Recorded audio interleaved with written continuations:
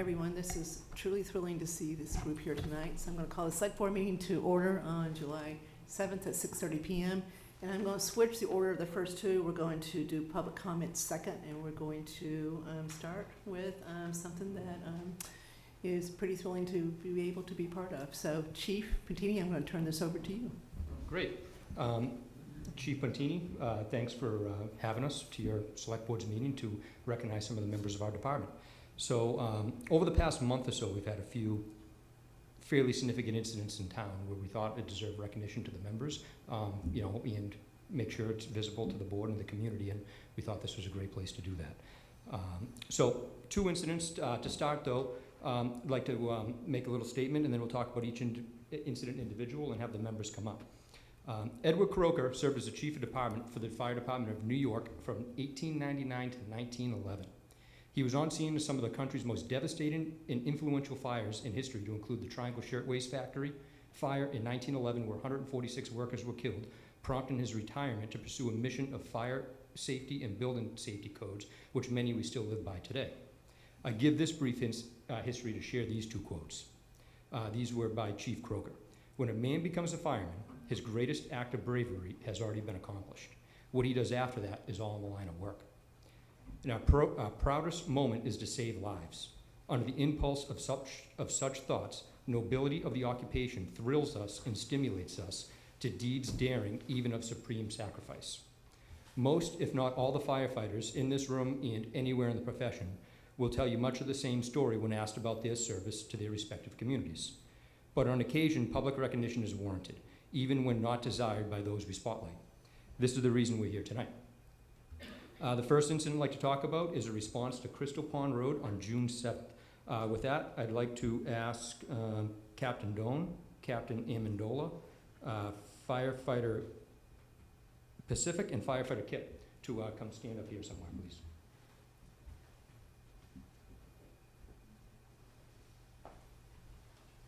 However you want to be comfortable, that's fine. So on June 7th, 2026, Southborough Emergency Communications received a 911 call reporting a fisherman that fell out of a boat and did not resurface in a small pond off Crystal Pond Road. Engine 22 with Captain Brittany Doan and Firefighter Travis Pacific, and Ambulance 29 with Captain Dana Amendola and Firefighter William Kipp responded. Upon arriving on scene and confirming the report with the witness, Captain Doan requested the District 14 dive rescue team be activated and immediately began rescue operations themselves. This consisted of carrying an inflatable rescue boat, water rescue suits, rope, and advanced life support medical supplies about 100 yards into the woods by hand. Although we hope for a better outcome, the swift actions taken by the first arriving Southborough firefighters here tonight gave the victim the best possible chance of survival with the resources we had at hand that night. For their teamwork under pressure, the Southborough Fire Department is issuing a unit citation to Captain Doan, Captain Amendola, Firefighters Pacific, and Firefighter Kip. Which we have here tonight.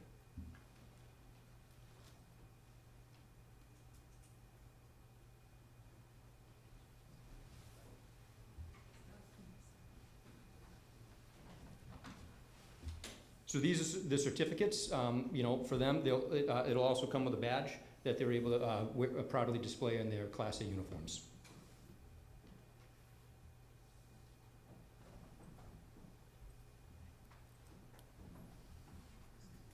Okay.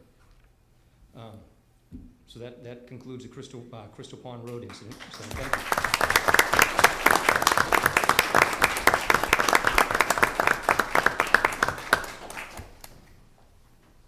Next incident was on June 11th on Pinecone Lane. I'd like to ask to come up Captain Roach, Firefighter Rice, Firefighter Stapleton, Firefighter Kip, and Firefighter Brascio.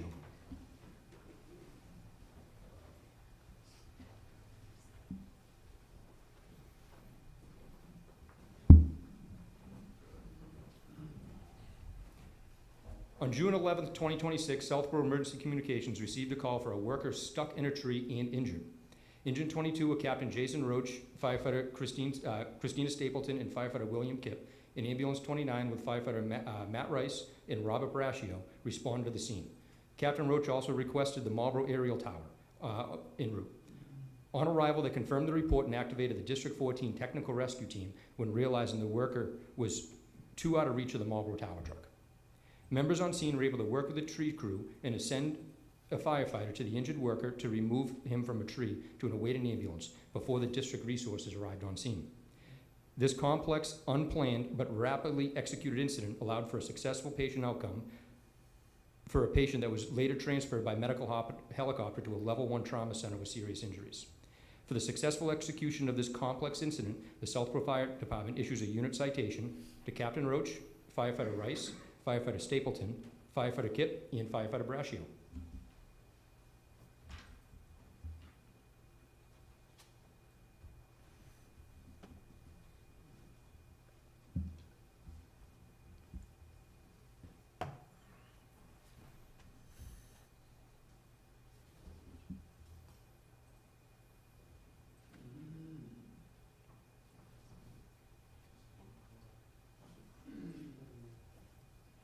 Oh, they're out of order, sorry, I thought they were in order.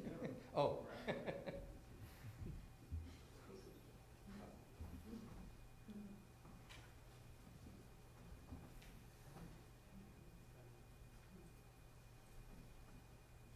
All right, thank you, guys. If Firefighter Kip can remain, the rest of you guys will take your seat. So last award. So when the initial call for this technical rescue was dispatched, Firefighter William Kip here immediately understood the complex nature of this call. Being a member of the Vermont Urban Search and Rescue Team, Firefighter Kip fortunately had his gear in his car, which he was rapidly able to gather prior to responding and loading the engine 22 with him. Once on scene, he assessed the situation, speaking with the crane operator on scene and Captain Roach. Firefighter Kip harnessed himself to the crane and ascended to the patient's side some 60 to 100 feet in the air. The patient's injuries were unknown, and the possibility of life-threatening injuries, if not immediately treated, was real. Firefighter Kip made patient contact, disentangled the patient from the tree, harnessed himself to the patient, and safely lowered both himself and the patient to the ground. Firefighter Kip then immediately removed his own rescue gear and jumped into the back of the ambulance to assist with patient care and transfer to the landing zone where the awaiting medical helicopter was standing by. The Firefighter Cross is awarded for heroism in saving life or attempting to save life at risk to self. I cannot think of a better description to describe Firefighter Kip's actions that day. For that reason, we're going to award Firefighter Kip the Firefighter's Cross.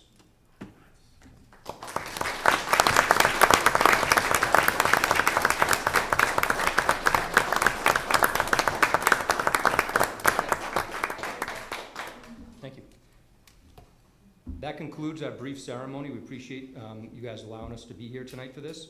Happy to entertain any questions if you have of any of the incidents. If not. So the thank you is from us to all of you. You just don't know. I got chills right now seeing all you here in your uniforms and hearing these stories. I didn't understand the detail of the last story. So all I can say is I personally live in a town that I feel really safe because of you guys and the police department too. Bring them into. I think we have got wonderful departments. I think each one of you are great, and when I hear this, it just makes me know how right I am. So I'm so glad we did this tonight. I'm glad we heard the detailed story of the last one, and thank you so much for what you do to keep this town safe. Andrew? Echo that, phenomenal work, and very proud of you all, and thank you for doing so much for this town. I don't really have anything to add other than what's been said. Thank you very much. Kathy said it quite well, so thank you very much. And I'll add my thanks as well. Thank you, folks. Great job. Thank you. And for coming out in this rain too.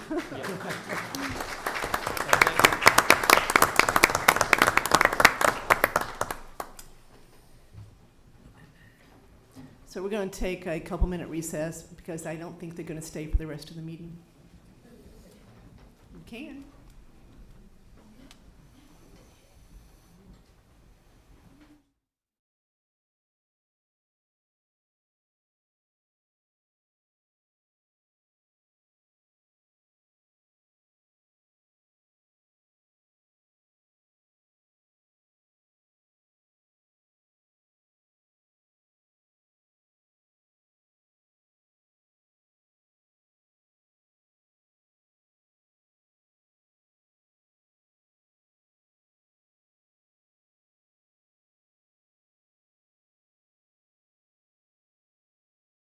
Amazing what they do. Okay, back to the regular meetings. Okay, so I reversed public comment and that, so now we're going to go back to public comment, which is a chance for the public to speak for no more than 3 minutes on a topic they'd like us to be aware of, but that we will not respond to because it's not on the agenda. Okay, so Joyce will go first and you go second. She already hopped up there. Thank you, Kathy. I want to read, Joyce Greenleaf, 4 North Street, also Chair of the Stewardship Committee, speaking on behalf of Stewardship. So I wanted to read the letter I sent to the Select Board today so others who are interested will be aware. I was disappointed that the Select Board chose not to include the Stewardship Committee on its agenda for its July 7th meeting, as discussed in the last meeting. On June 23rd, the Stewardship Committee met and discussed the implications of the Select Board's recent vote to not reappoint Freddie Gillespie to the Open Space Preservation Commission, a position that cascades to a designated seat on stewardship. As I have shared previously, Freddie is a critical member of the Stewardship Committee. The stewards are in the midst of major projects that benefit enormously from Freddie's input and experience. For example, we are battling new invasives, calorie pear and creeping buttercup, that Freddie identified. They require management, coordinating with multiple contractors to employ the most effective techniques. Freddie's knowledge has helped stewardship and ensured our invasives management plan, now being developed by an outside expert, address these before they become larger and more costly problems. Other projects underway that I have shared previously include establishing a new roadside meadow, restoring the farm dump area to meaningful habitat, and repairing the Beecology meadow that incurred significant damage from the farm dump contractors. And Freddie's expertise is key to all. Furthermore, stewardship's effectiveness will be undermined without her, and Breakneck Hill conservation land will suffer. Breakneck Hill has become a major destination for nature lovers, photographers, birders, dog owners, and butterfly clubs, among others, because of its beauty and the habitat it provides. That habitat did not happen by accident. It was through Freddie's expertise in stewardship, redressing the aftermath of its agricultural history, introducing desirable native species, and managing invasives. The Select Board should celebrate and promote those accomplishments. And Freddie's attributes, commitment, expertise, passion, time, should be valued by the Select Board and a volunteer. At our June 23rd meeting, Stewardship took votes unanimously supporting the following recommendations to the Select Board. A change in Stewardship's designated membership by removing the Open Space Preservation Commission seat and replacing it with an at-large seat, appointing Freddie to that at-large seat, and maintaining Stewardship's current mission without change. Finally, we sought and received the Conservation Commission's support on these 3 items and expect that the Select Board will hear from that commission as well. Actually, I do believe you heard from them today. The stewards hope the Select Board will factor these votes in support of the Conservation Commission in its deliberations, and I respectfully ask that stewardship be included on your next agenda in August. Thank you. Thank you. Paul?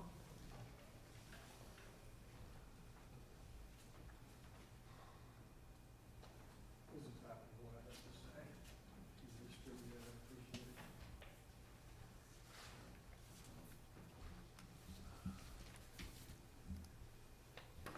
I understand the Board of Selectmen is considering combining the Southborough Open Land Commission with the Stewardship Committee. Just have a couple of comments. Whether the commission should be, the 2 committees should be combined. I understand that the Stewardship Committee is responsible for the care of the Breakneck Hill Conservation Area.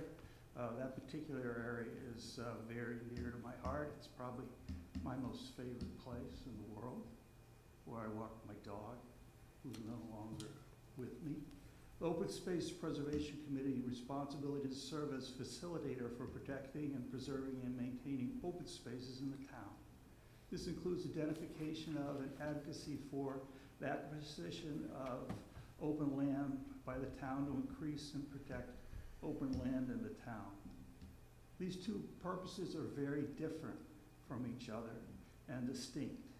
Combining these two separate committees and their purposes doesn't make sense to me.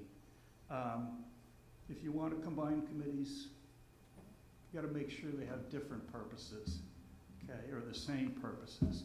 Whether Freddie should be reappointed to each of these committees, every town needs a person who is a strong environmental advocate.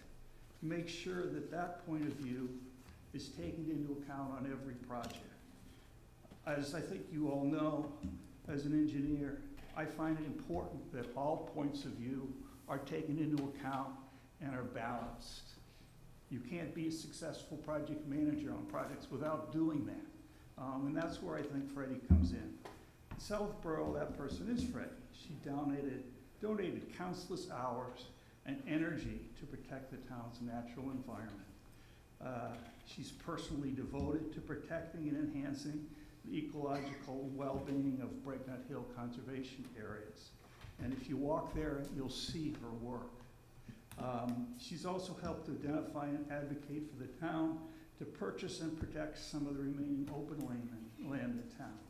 I recommend that Freddie be renominated to these two committees, and I recommend that these two committees remain distinct. One is for taking care of the Breakneck Hill Conservation Area, and one is to advocate for open land in town. Thank you. Thank you, Paul. All right, we've got a busy night tonight, and some good stuff on this agenda. Okay, so we are going to start out with what we do annually, which is approve transfer station fees for the next fiscal year and approve transfer station regulations. Now, AD, help me here. Do we have to open this public hearing like we do normally public hearings? You put the liquor license first. Oh, I am so sorry. I can't read my own writing here. Okay, so Bill, sorry, you're not gonna go first here. I've gotta do the liquor license first. They're coming in virtually, so it's. Okay, if you'd sorry, like Bill. to- I don't think this is gonna take that long, so. All right, so, never mind. We're going to consider approving a transfer of an all-alcohol retail license for either Turnpike Food and Liquor or Turnpike Wine and Liquor, which we'll get them to clarify, at 65 Turnpike Road. And I believe we have their attorney, and I believe we have either one person or maybe two people from the actual business. Yes.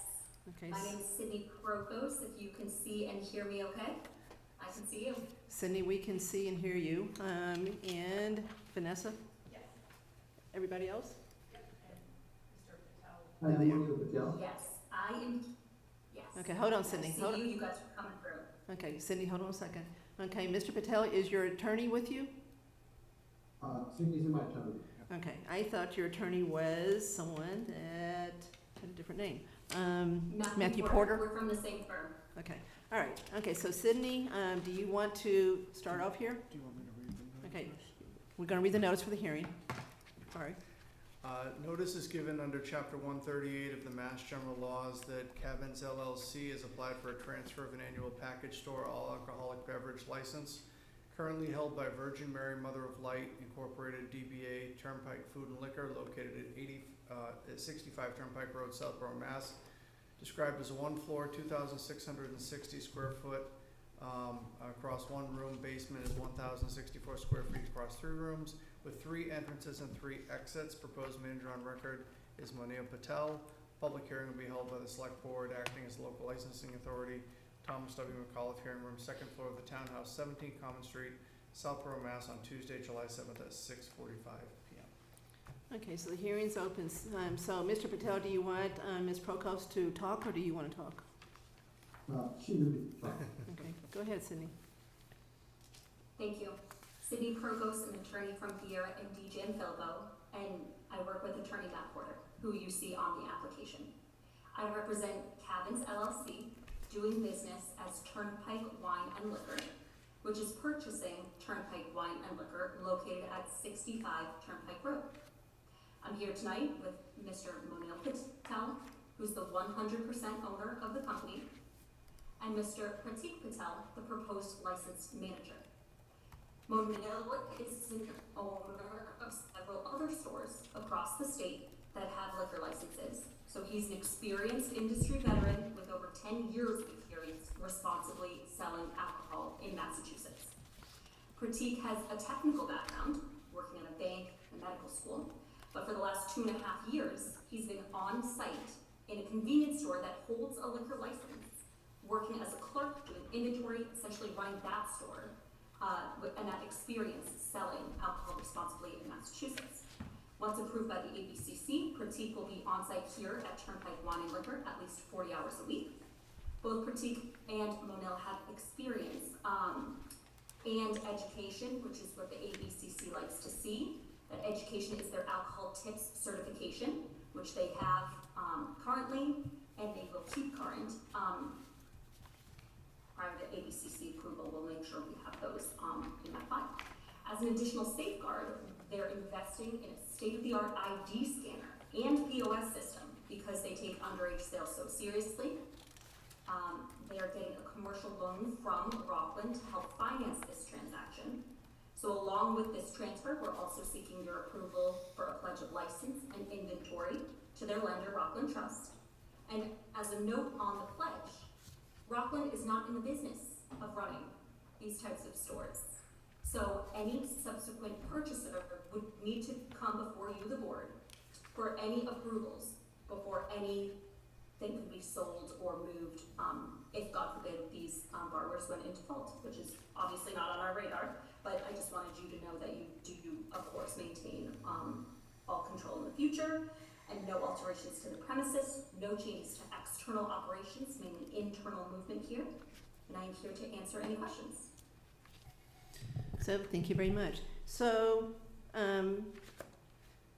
Monil, are you and Pratik brothers? Sorry? Are you guys brothers? Yes. All right, so Pratik, you're going to be on premises 40 hours a week? That's correct. Okay, and Monique, I believe you operate 5 other similar establishments currently? Yes, ma'am. Okay. And I just have one totally superfluous question. I've never heard of where one of them is. Phillipston? Yes, ma'am. What state? Massachusetts. It is? Okay, I never heard of it. Is that out in your neck of the woods, Bill? Central, No, it's actually the town of Ethel and Gardner, in between, along Route 2 line. Okay, just wondered, never heard of it, so thank you very much. All right, I don't have any questions. You clearly are experienced in doing this. We want businesses to come to Southborough, so we try to be as business friendly as we can. So I'm going to turn it over to the other 4 members for their questions. Sam, we'll start with you. Okay, thanks. Any history of ABCC violations for any of these stores, No violations on record. existing stores? Okay. Experience is a big thing for me. It sounds like you folks do have experience, which is a good thing, so no other questions from me. Thank you. Tim, I have no questions right now. Andrew, I don't have any questions. AP. So Pratik, I assume you're gonna stop working at the Blackstone location that's listed on your employment as current, right? Yes, ma'am. And then you'll switch over to this one? Okay, I just wanted to, that's the only question. Really? Once we get the name figured out. Okay, I just thought you had a lot of questions. Okay, all right, okay. Okay, so it looks like you've got a very friendly board tonight, so no more questions? Okay. Sam, you want to make a motion to approve the transfer of the liquor license? I move that the board approve the transfer of the liquor license as presented. Second. Okay. Any further comment? Okay, all in favor? All right, so you've got a 5-0 vote, guys. So I think we're done. We'll just close the hearing. Congratulations. Welcome to Southborough. Congratulations. Do we need to be contingent on anything, like the new certificate and the tip certificate? We have the new certificate today. And were we just waiting on the tips? We have all the tips. Sure. We have everything. All right, perfect. See, I thought you had more questions.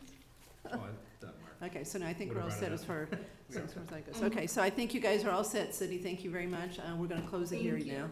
So Just to confirm, this approval includes the pledge, correct? the pledge to Rockland. As presented, yes. As presented, yeah. Okay.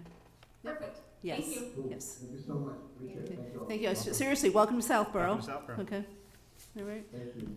Okay, so I will make a motion to close the liquor license hearing. Second. Okay, all in favor? Okay, thank you, guys. Thank you, appreciate it. So do you go through Phillipstown on the way home, Bill? No, I don't, that's not. I mean, I've never heard, does anybody, do you guys know it? I've never heard of it, Yeah. ever, My ever. family's from Right, Rockville, too, Southall, yeah. Boylston, Phillipston, Templeton, Yep, Royalston. all that whole area, yeah. Well, I think one of his locations is in Vermont, right? Maybe, so I thought maybe he had one in Vermont too. Okay, Bill, thank you. Well, thank you. Okay, so now to introduce you. So we are going to tonight talk about transfer station sticker rates for fiscal year '27. And we are going to talk about proposed changes to the transfer station rules and regs.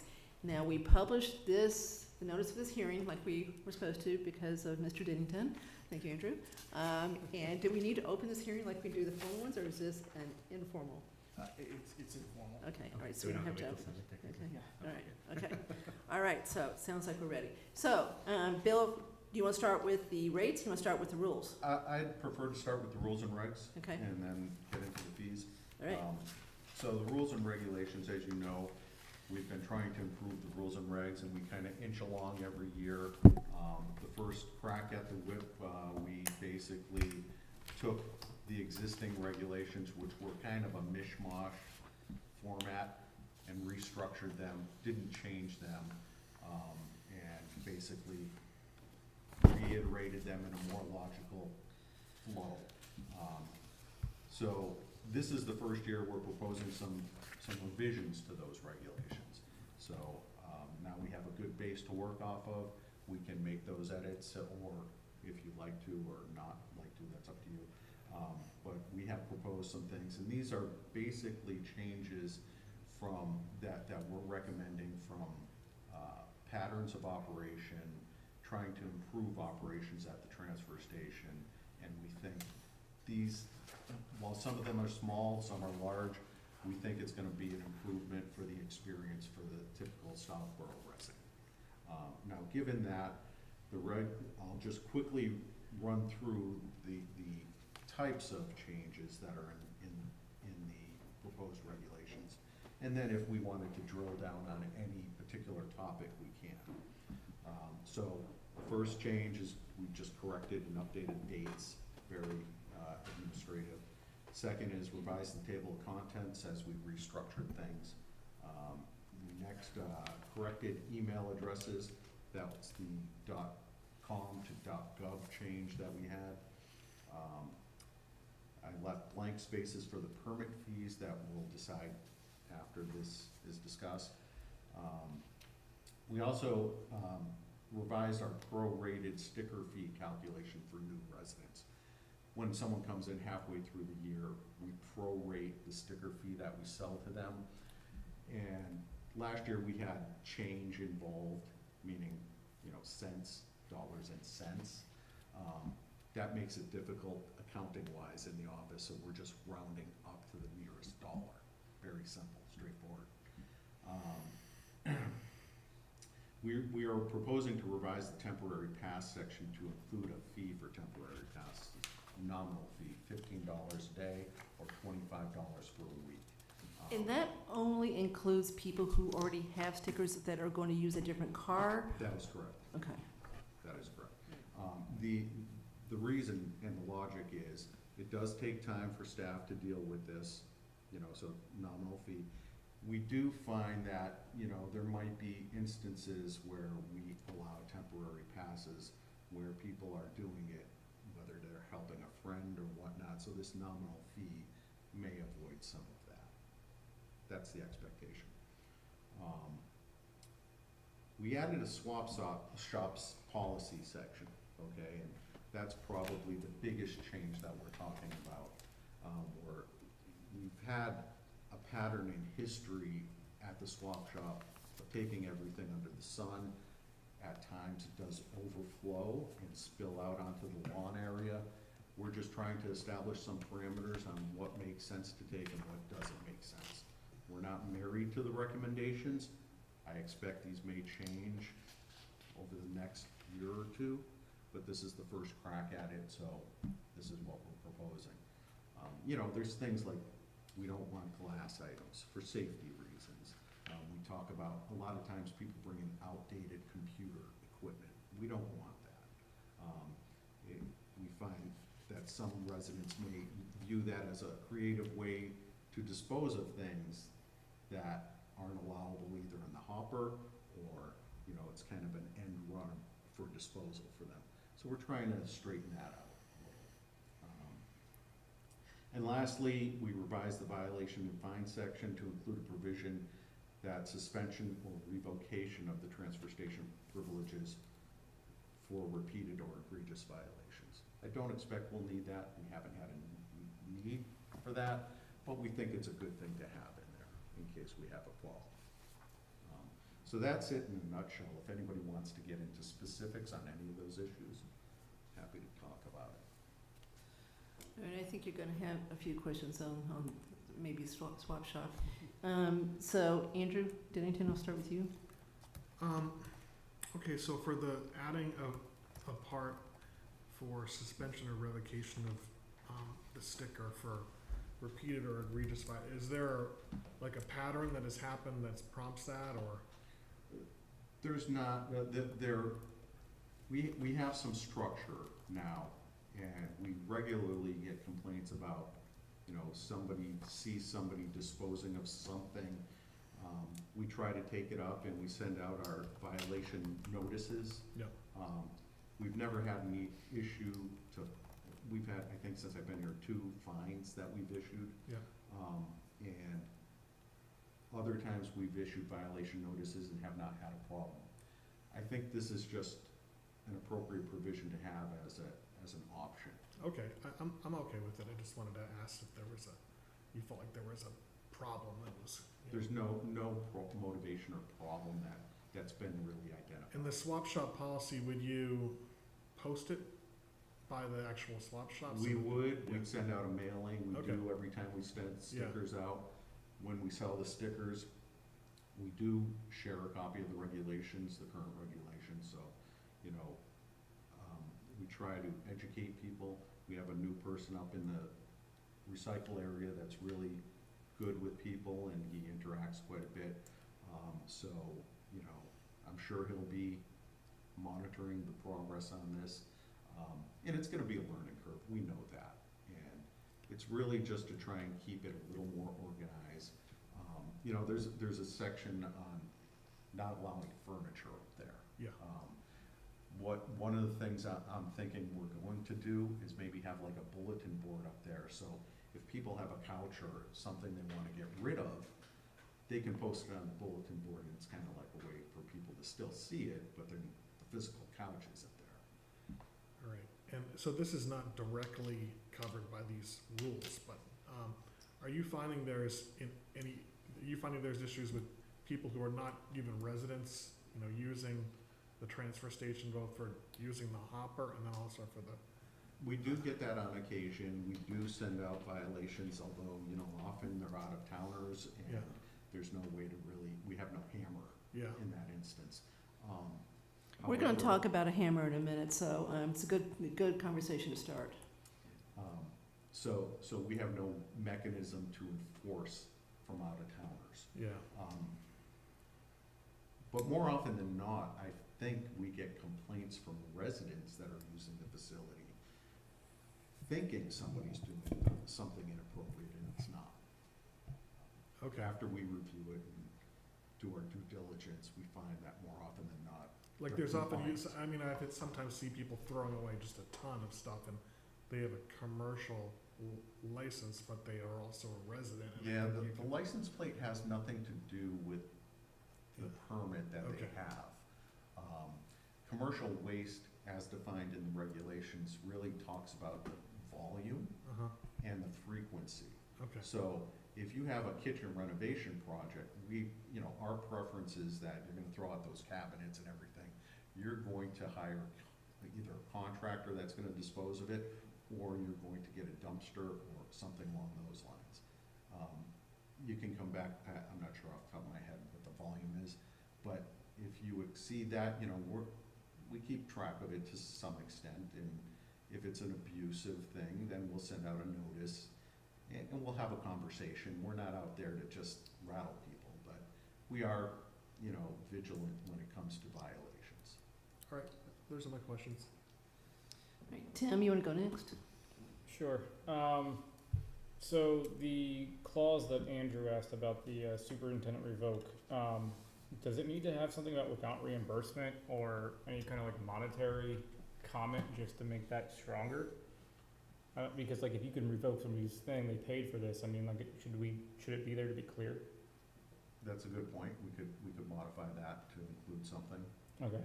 I was just thinking it might need that from a clarity. And then is there an appeal process like that somebody could follow? Is that something we should also include in that fringe instance?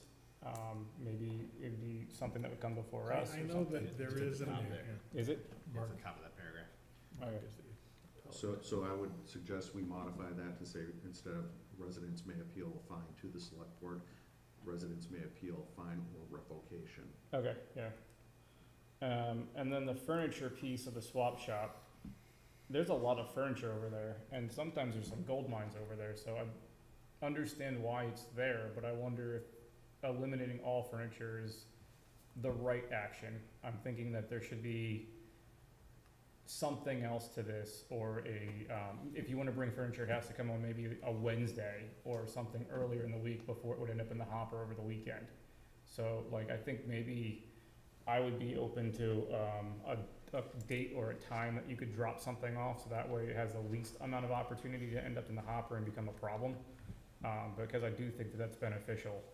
Right. So I would be interested in maybe. Do you think there's value in having a bulletin board for those types of items, the larger items? And that's the problem. So we do throw out a lot of the stuff that starts off at the swap shop. Yeah. Weekly. How much do you, I think this is important to understand, how much percentage-wise do you think you throw away every week? 60 to 70%. So it's a lot. Yeah, I mean, I've seen a lot over there, and some of it should not be over there. So the problem is people bring things over there inappropriately, and they drop it off, pretending that it has another useful life. It doesn't. Right. But I do think the bulletin board would be pointless, because we already have Facebook groups online and stuff that people have. So it's kind of it's easier and faster to do it the other way than it is to drive over there, post up a bulletin, and then hope somebody calls you, because like the process already exists in a different format. Maybe if you're not online, but I mean, most people are available online, so I would think that I wouldn't really support the bulletin. I don't really think it's a good and updatable thing to keep. 2 of your 5 select board board members don't do Facebook and whatever, so we wouldn't see it. Then you guys could have a different opinion on this topic, because right now I just don't think it's necessary.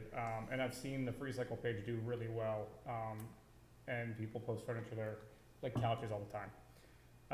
So I think furniture should maybe be like maybe a Wednesday or Thursday, or maybe there's a day that we could go over there and it could be less likely to end up in the hopper than a Saturday at 5 o'clock. Those are really my only 2 from the rules section that caught my eye.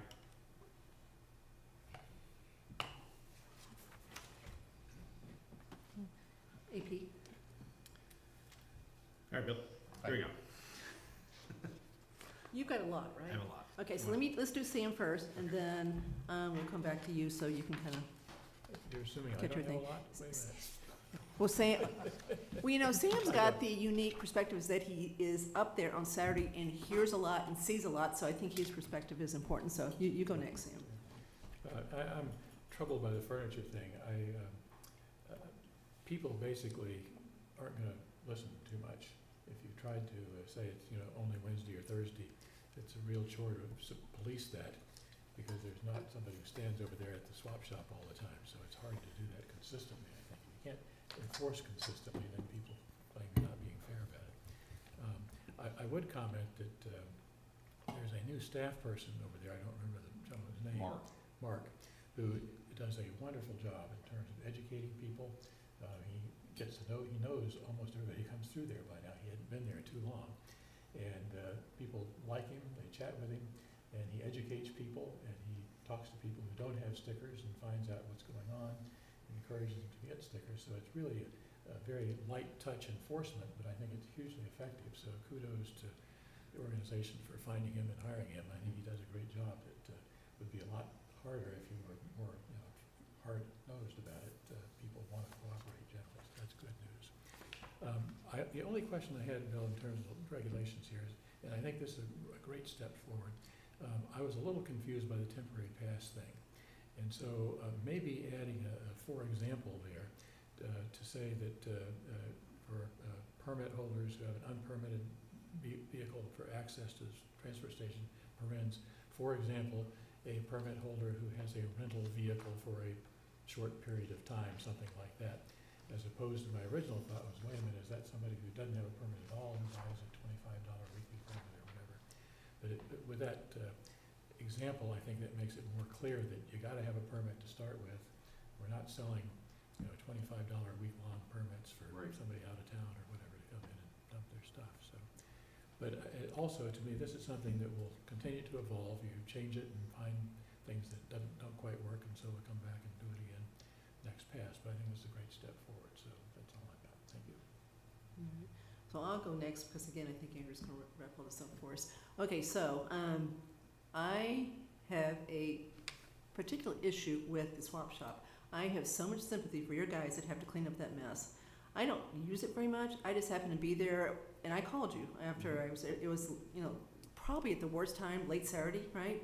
And it was just a mess because of what people do and the stuff that was in it. I looked at it, nobody would want a lot of the stuff in there, which is validated by the fact that you throw away 60, 70% of it, right?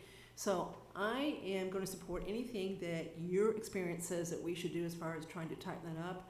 I agree with Sam, the Wednesday or Thursday for furniture drop-off probably won't work. So if you think that that's what you do, we'll put the list up there, and I would see the list. So Tim, I'm actually just joking with you. Most people would see the Facebook list. But I would like to do something cleaning up. Now, a few years ago, before your time, when Karen was still here, we had a group of women, I think you guys remember this, that volunteered to monitor the swap shop. And they would go up there, they would straighten it up, they would talk to people about what they could or couldn't do, and it was really pretty nice looking as far as that goes. And then I believe, if my memory serves me correct, Karen was worried about liability issues and so stopped it. And then there was a time where we talked about getting rid of it, and the town said no to that. Town clearly wants a swap shop.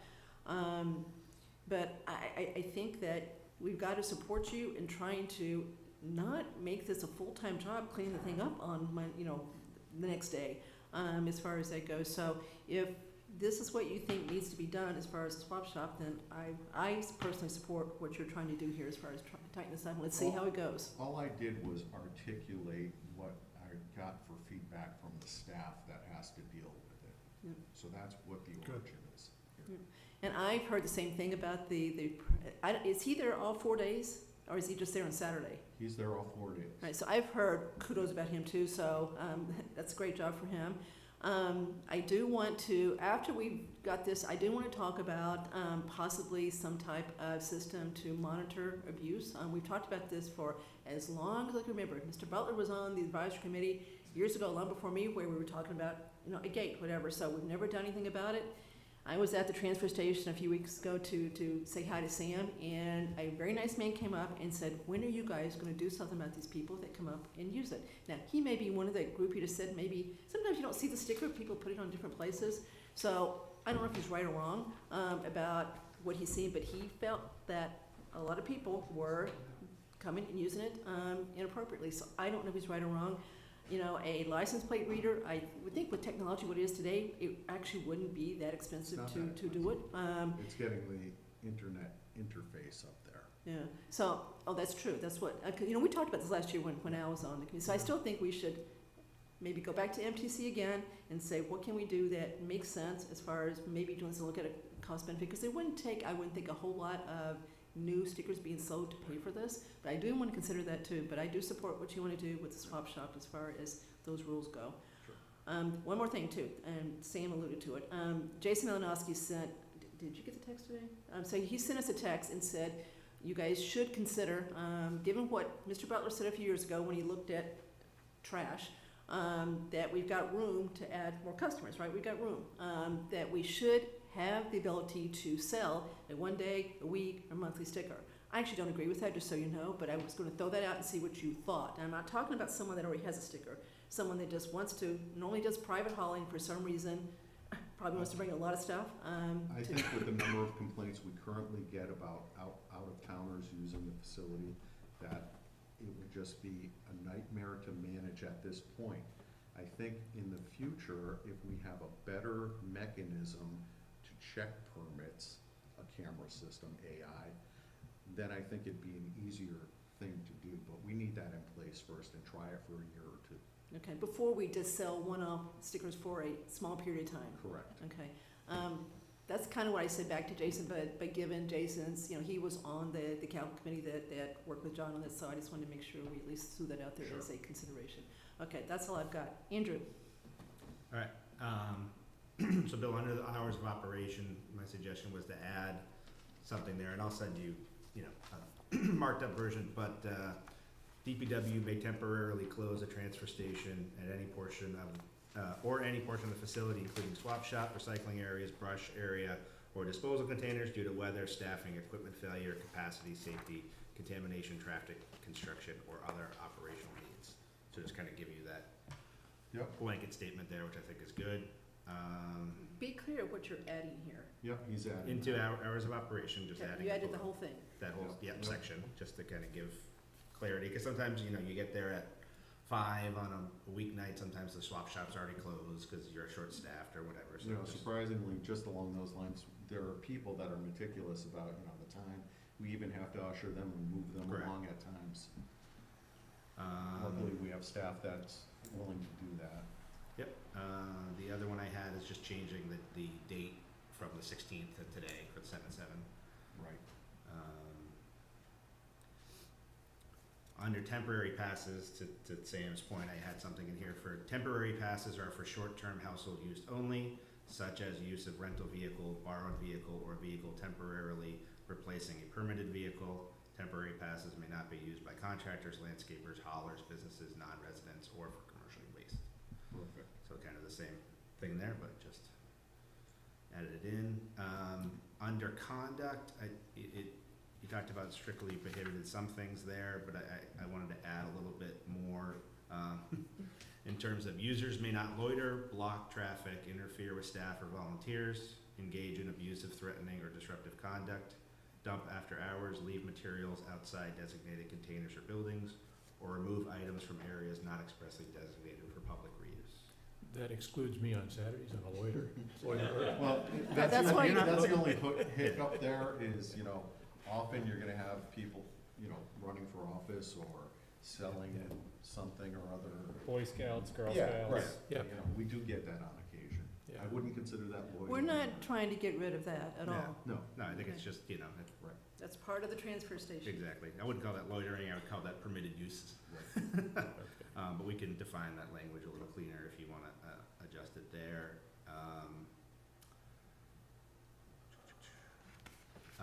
Under the rejected, prohibited items, I thought this was an important statement to have in there. Rejected or prohibited materials remain the responsibility of the resident who brought them. Such materials may not be abandoned at the transfer station and must be removed from the facility or disposed in a proper designated area with any applicable fee. Under the acceptable waste, there was something about the small kitchen appliances may also be left at the swap shop, which you had kind of taken out, although I kind of added back in, but I changed it to small kitchen appliances. Working items may be left at the swap shop only if allowed by the current swap shop policy and approved by the staff. Mhm. Just for that one, and then I'll get into the swap shop use, I kind of have a lot on that one. We have the appeal, I added the denial or revocation. And then I added a section after the superintendent may suspend or revoke, that the town may recover costs incurred to remove, handle, transport, recycle, or dispose of improperly placed, abandoned, rejected, or prohibited materials. No new transfer station permit will be issued while fines or assessed disposal costs remain delinquent. So it kind of gives you, not only do you revoke it, but you cause this cost to remove it and dispose of it, and we're not gonna let you. Enforcement or recovery of that becomes the issue. Correct, what's the legal purpose of that, but. Right. And then I don't know if you wanna get into, so in terms of the swap shop one, I kind of, Let's hold for a second. So you don't need to write all this down. He's got it. So this is AI that did all this, I assume? yeah, with some of my edits. Okay, so does anyone have an issue with anything Andrew Pfaff has proposed here? Okay, Bill, do you have an issue with anything? No, Okay, so, seems procedure. okay, all right, so now swap. And a lot of it is from other towns that have policies and things that they have Yep. added in. In terms of the swap shop, I'll just kind of give you the main differences between yours and my version. The revised version makes clear that the rejected items remain the resident's responsibility and cannot be abandoned at or near the swap shop. Pretty simple, it's kind of on the other page. This was an important one that other towns had that we didn't. As is, take at your own risk disclaimer, so added that in, so basically the town, DPW staff and volunteers do not warranty the safety, completeness, or condition of items taken from the swap shop, which I think is good. I like that. There's some more in here for the staff, so better control over abuse, loitering, and resale harvesting. The revised version strengthens the non-commercial use rule by prohibiting bulk removal, repeated harvesting, commercial resale activity, loitering, blocking traffic, and disruptive behavior, so. And a lot about like at the staff's direction and the staff's permit, what else do I have? So I added, there's a little more flexibility in some of the reusable items. This is probably the biggest change. The original policy broadly prohibits glass, furniture, electronics, and sports equipment. The revised version suggests a more nuanced approach, allows some small, clean, safe, working, one-person carry items at staff discretion while banning high-risk categories. So a lot of it is, like from a furniture, if it's not upholstered, if it's small enough for one person to carry, and there's room inside the swap shop, then possibly, but it's very confined, and I'll It's show you very the confined, language. yeah. Right, we'll talk about that one. I don't want to start changing your list yet, okay? So keep going, Andrew. Yep. Instead of a broad electronics ban that would conflict with the transfer station rules saying small kitchen appliances may be left at the swap shop if usable. The revised language separates prohibited e-waste from potentially accepted small working household electronic items. So kind of, some kitchen appliances or something. Yep. Sport equipment, and I get a lot of sport equipment there, so near and dear to my heart. The original ban essentially all use sports gear. The edited version focuses the ban on helmets, pads, guards, ski boots, skates, cleats, and other protective or sanitation sensitive equipment, while allowing for lower risk non-protective sports items at staff discretion. So like a lacrosse stick or a hockey stick, a bat, right. things of that nature, Makes ball, sense. Yep. frisbee, whatever. The intent was helmets and that kind of thing. Yeah. I mean, a lot of towns have a specific thing that's like no helmets, no protective gear, Right. especially because it could be dropped and it's no longer protective, etc. The revised policy adds categories commonly excluded from other towns: food, medicine, cosmetics, toiletries, cleaning products, pesticides, batteries, light bulbs, smoke detectors, car seats, cribs, high chairs, pack and play, stuffed animals, pillows, bedding, clothing, shoes, textile, rugs, upholstered items, wet, moldy, pest-infested items, and recalled items. Which I don't think we'd disagree with any of that shouldn't be in there. And then the original already gave staff discretion, but the revised expands the reasons staff may reject items, conditions, safety, sanitation, space, disposal costs, regulatory issues, operational needs, and consistency with reuse purpose.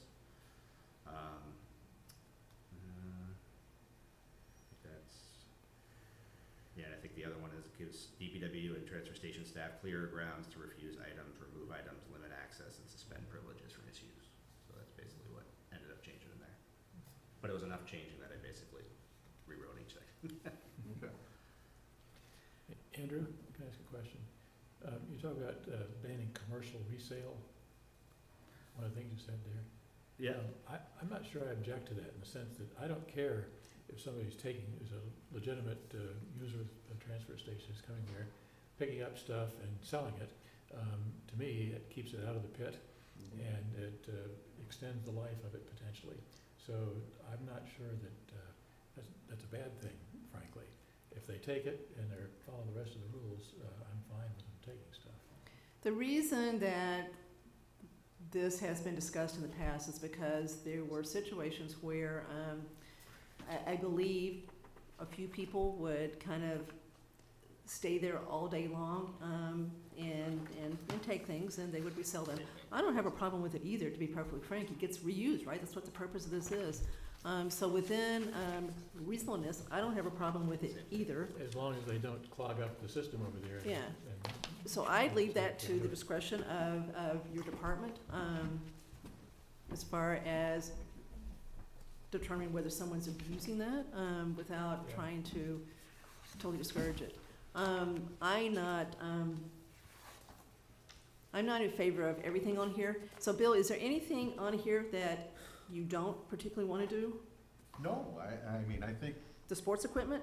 That to me is so detailed. I'm not sure how anybody would, I mean, to make people have to keep looking at simpler is this. better when it I comes to agree, rules, I agree. you know, and, Yeah. you know, there is a level of discretion that's used by the staff when something is placed up there, so if a hockey puck were there or a baseball, I don't know that they'd have an issue with that. Okay, so what does your proposal say right now as far as sports equipment? 0? You can't do it? You can't have sports equipment. And this one is clean, non-protective sports equipment such as balls, bats, rackets, or similar low-risk items if accepted by staff.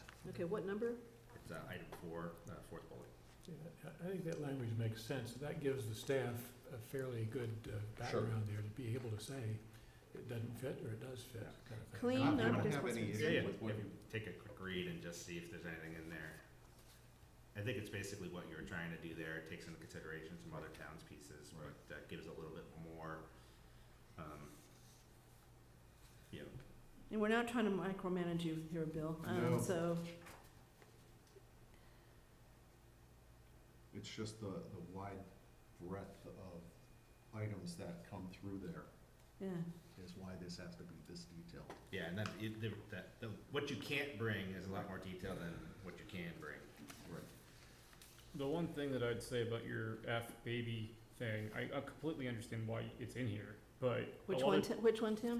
Baby. Andrew's revision of F, on number 5. The baby section, I mean, I'm still close to this age right now, but a lot of people will go there for a car seat that they don't intend to use, they intend to trade in during the Target and other sales. So I do know a lot of people will pick up like a seat from over there and then get that as a credit. So not that I suggest that we could do it, but it is saving residents some substantial money when it does go over there, and if it's still within date.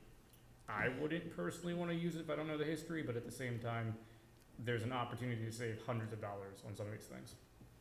So your point is, Banning it right now may not be the best move. I understand why we would want to do it, but I also think that there is a benefit to people, and it gets used a lot, and I see a lot of people, especially grandparents, looking for these things, and then they trade them in and then get a new one. So they, okay, what's your issue? That trading in or, no, my issue is it's a very restrictive list for an area. I understand we have a problem here, but it's what Andrew's proposing here, very detailed. And it's almost overly restrictive to the point that it's not really usable or enforceable, and it takes away from the whole point of the swap shop. okay, so So what would you like F to say? Honestly, I might want to just eliminate F.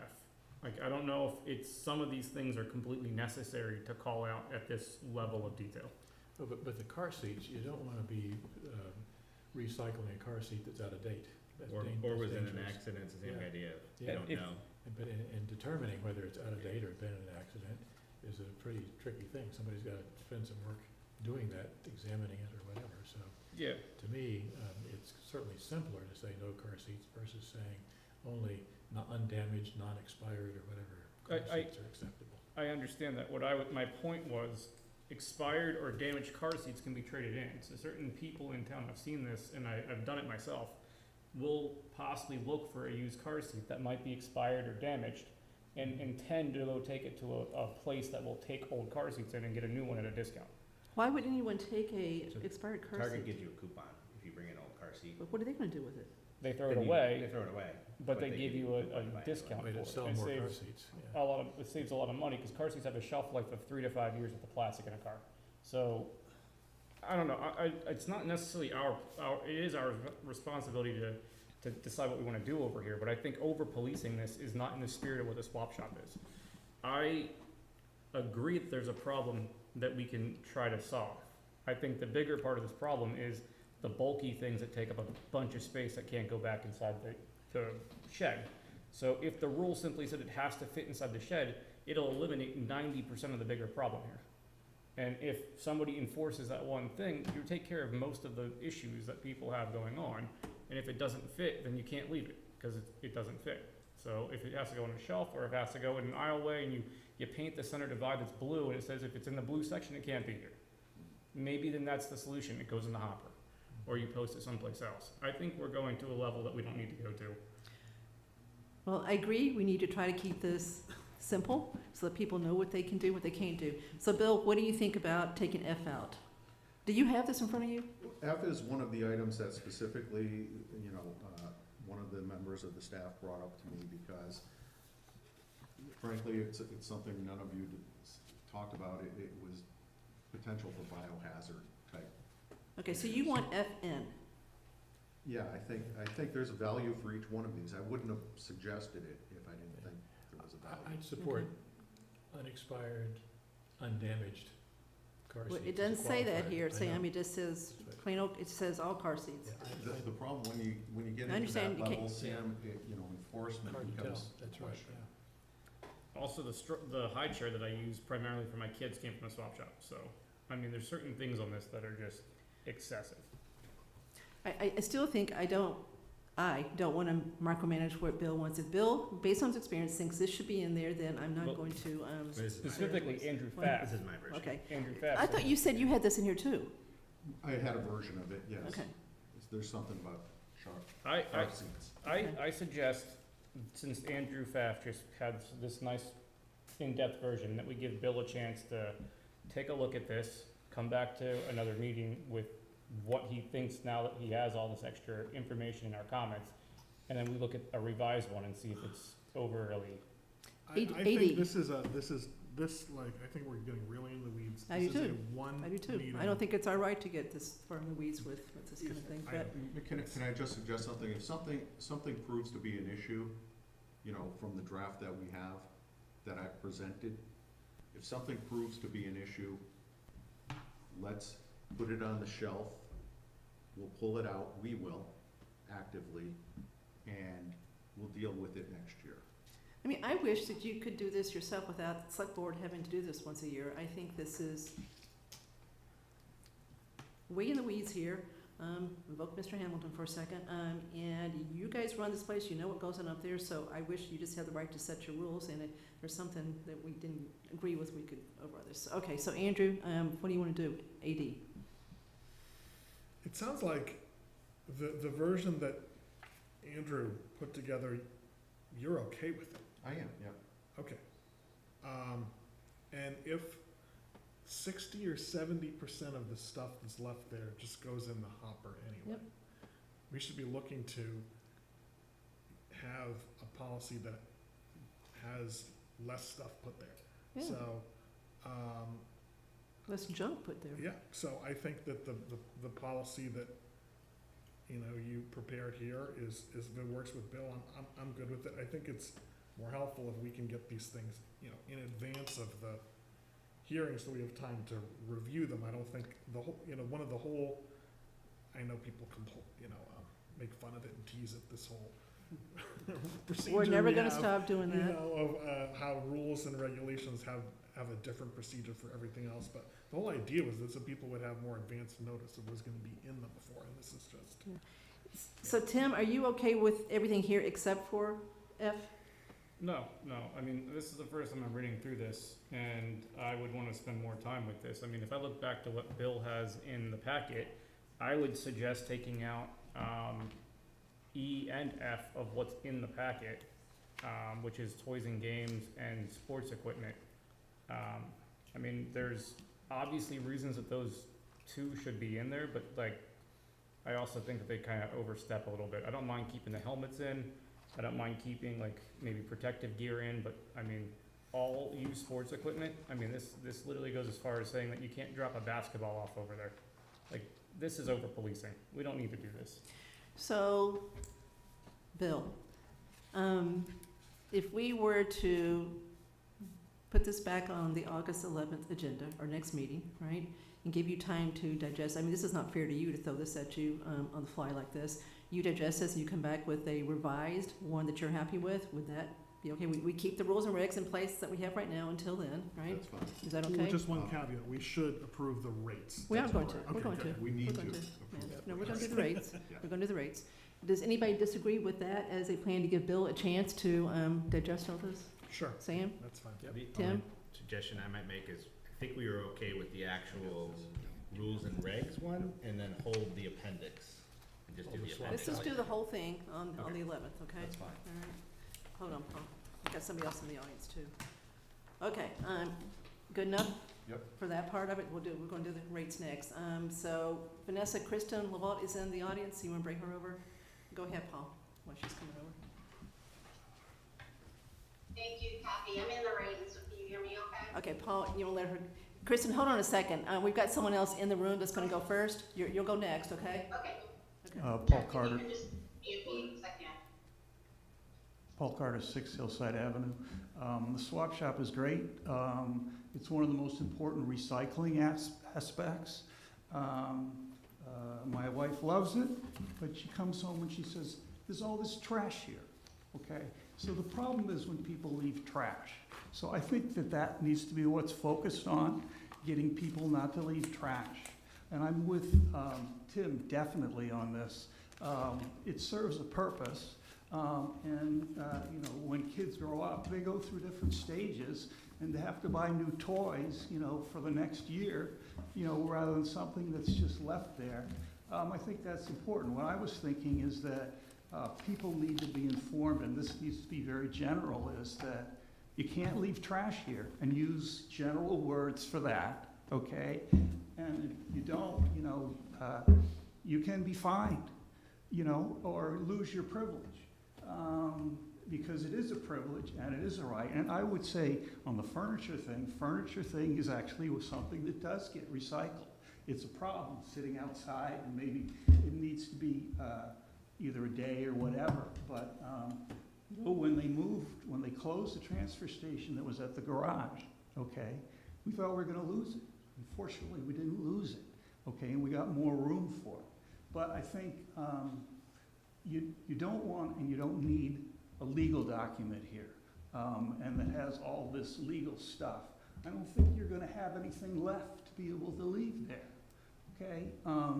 So anyway, my point is it's great recycling, it's very progressive of the town to continue to have it. There needs to be some very clear signage, right in people's face that makes it clear that they can't leave, just anything there, trash and stuff.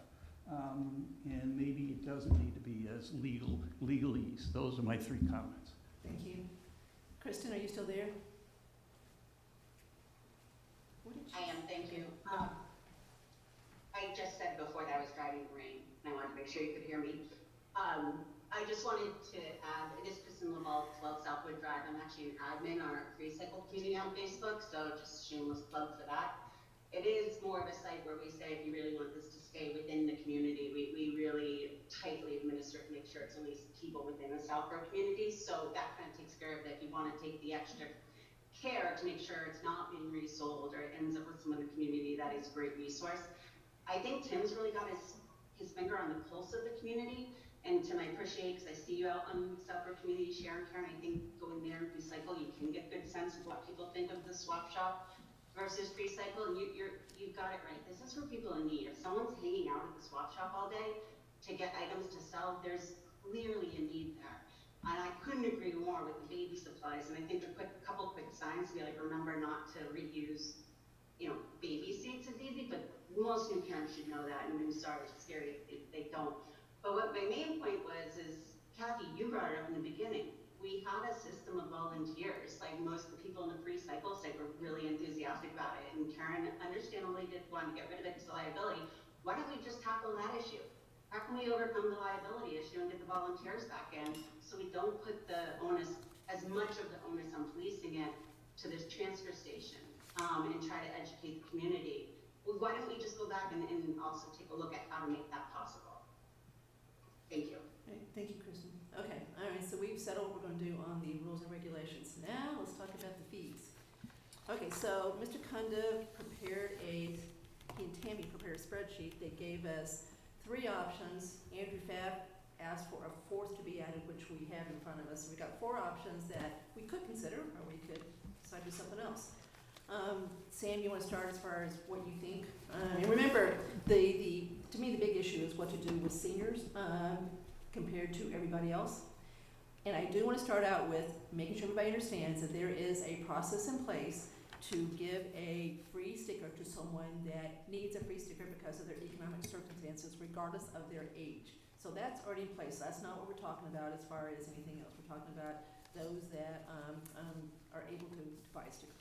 Kathy, before Sam starts, can Bill have a chance just to talk about the fees? Because I think there's a larger discrepancy here if costs have gone up, which affect the fees greater. So I'd like to just understand that a bit better. Sure thing. As you know, we've had, between retirement and staff changes, we have new staff at the DPW, specifically with the operation of the transfer station.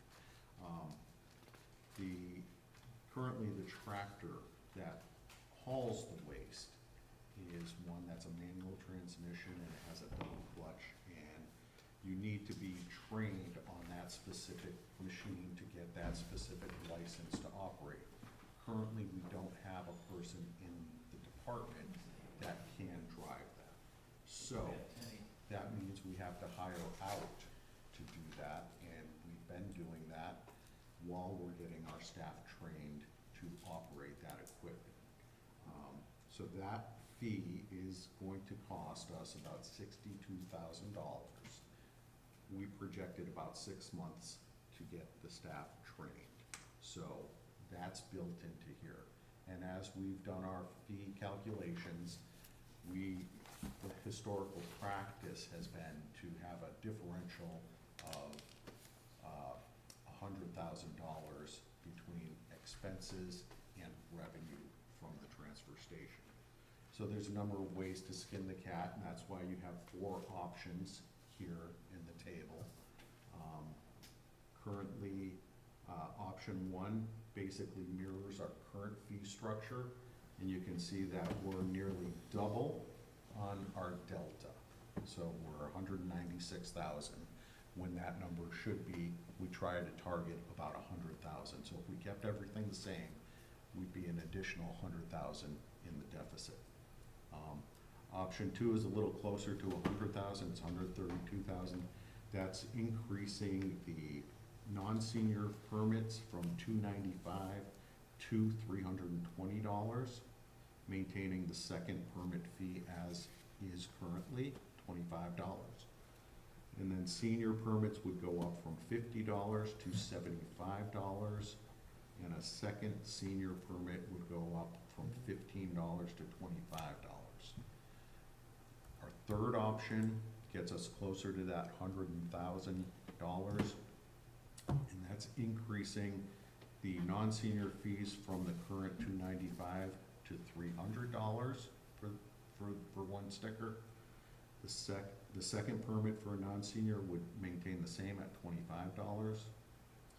The senior permit, the first permit, would go up from $50 to $150, and the second permit would be maintained at go up from $15 to $25.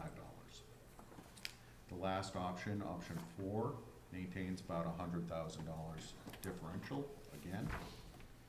The proposal there would be the first permit for the non-senior would go up from $295 to $330. The second permit would be maintained at $25. The senior first permit would go up from $50 to $100, and the second permit for the seniors would go up from $15 to $25.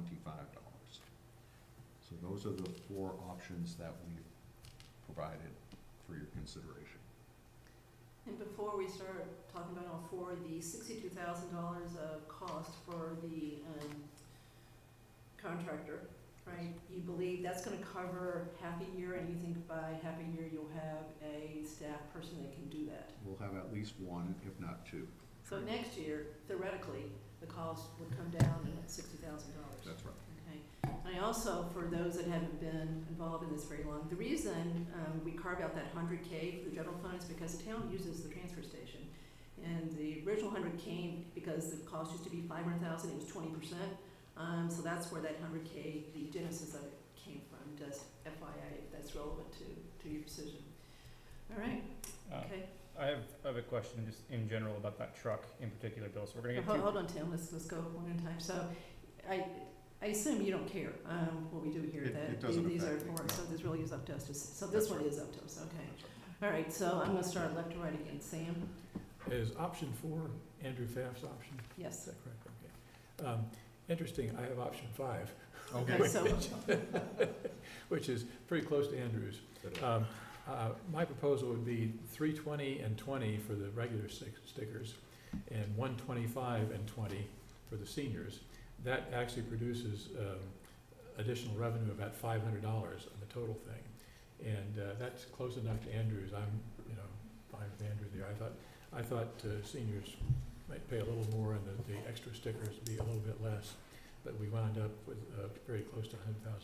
So. so yours is 320, 20, 125, and 20. Correct. Just say that again, slow. So 320 for the regular stickers and 20 for additional stickers. Yeah. For seniors, 125 and 20 for additional stickers. So this is, we're gonna call this option 5. Yeah, but it's very close to option 4 here. And again, the revenue difference is about $500 now. What's the total of that, the revenue? 612, 120. 612. Okay, so it's basically the same thing, but basically just the same thing. Oh, yeah. allocated differently, right? Totally independently produced, so it must be right. Of course. Okay, and on the select board, we have 2 seniors and 3 non-seniors, so we've got a good mix of people here. Okay, Tim, now go. Okay, so step 1, we have a 6-month expense that we have to eat in this year's budget. So theoretically, next year, we don't have that same expense. That's right. So, but a capital idea comes into mind too, because you're talking about CDLA with an endorsement of a manual transmission. So would we ever replace that truck with an automatic, which would be easier to get somebody from a school, or is that not a consideration that, I know it doesn't have any bearing on this. The cost of that truck, it's not that old. And the cost of that truck would be significant, but, I mean, that's something we would plan to do when it's due to be swapped out. Okay, because that would open up the pool of people on a CDL school, so we would get a lot more opportunity. So that was my first piece. The second piece is, I don't see in any world that we could increase the senior rate from 50 to 120 or 100 or $150, any of these numbers. So I have option 6 that I was thinking about, where the senior fee would go up to 60. Which would make us have to make up a difference, and the non-senior fee would go to 340. If my math is right, which somebody can double check it, but that's a delta of 116. I also think that as a town, we haven't increased the $100,000 number across inflation. So as our usage has gone up, I think the town's usage should be something we consider going up at the same time, because it hasn't been the same for 5-6 years. Well, if you take the 710 times 20%, then you get 140,000 as far as what the town's share should be. Yeah, so if that would be the case, then we'd still keep, if I have a live document of what I have here. We could do 325, a non-senior, 60 for a senior, and 25 for second vehicles. Okay, hold on, you said 340, you're changing it to 325 now? Yeah, because if we're gonna do 140 as a delta, that would be the increase, which I'm okay with. 325 is a reasonable increase, it's 10% increase on a non-senior resident. Okay, what are your, for the second stickers? 25. So 325 for the non-senior first, 25 for the non-senior second, 60 for the senior first, 25 for the senior second. So the way this is going, we're gonna have 5 different votes here. AD? All right. Just so you know, I'm sticking with one of the original options from Bill, so I'm Yeah, not, I was I'm not too, doing so- option 7. My preference was gonna be for option 3. And I know that has the, most significant increase in the senior permit rate, so that would be controversial, right, and liable to generate complaints, but, so of the total permits, more than a third of the permits are senior permits, right? So it's not a insubstantial amount. Nope. There are, I think, plenty of people who use the transfer station who are over 65 years old who can afford $150 for a sticker. And as for,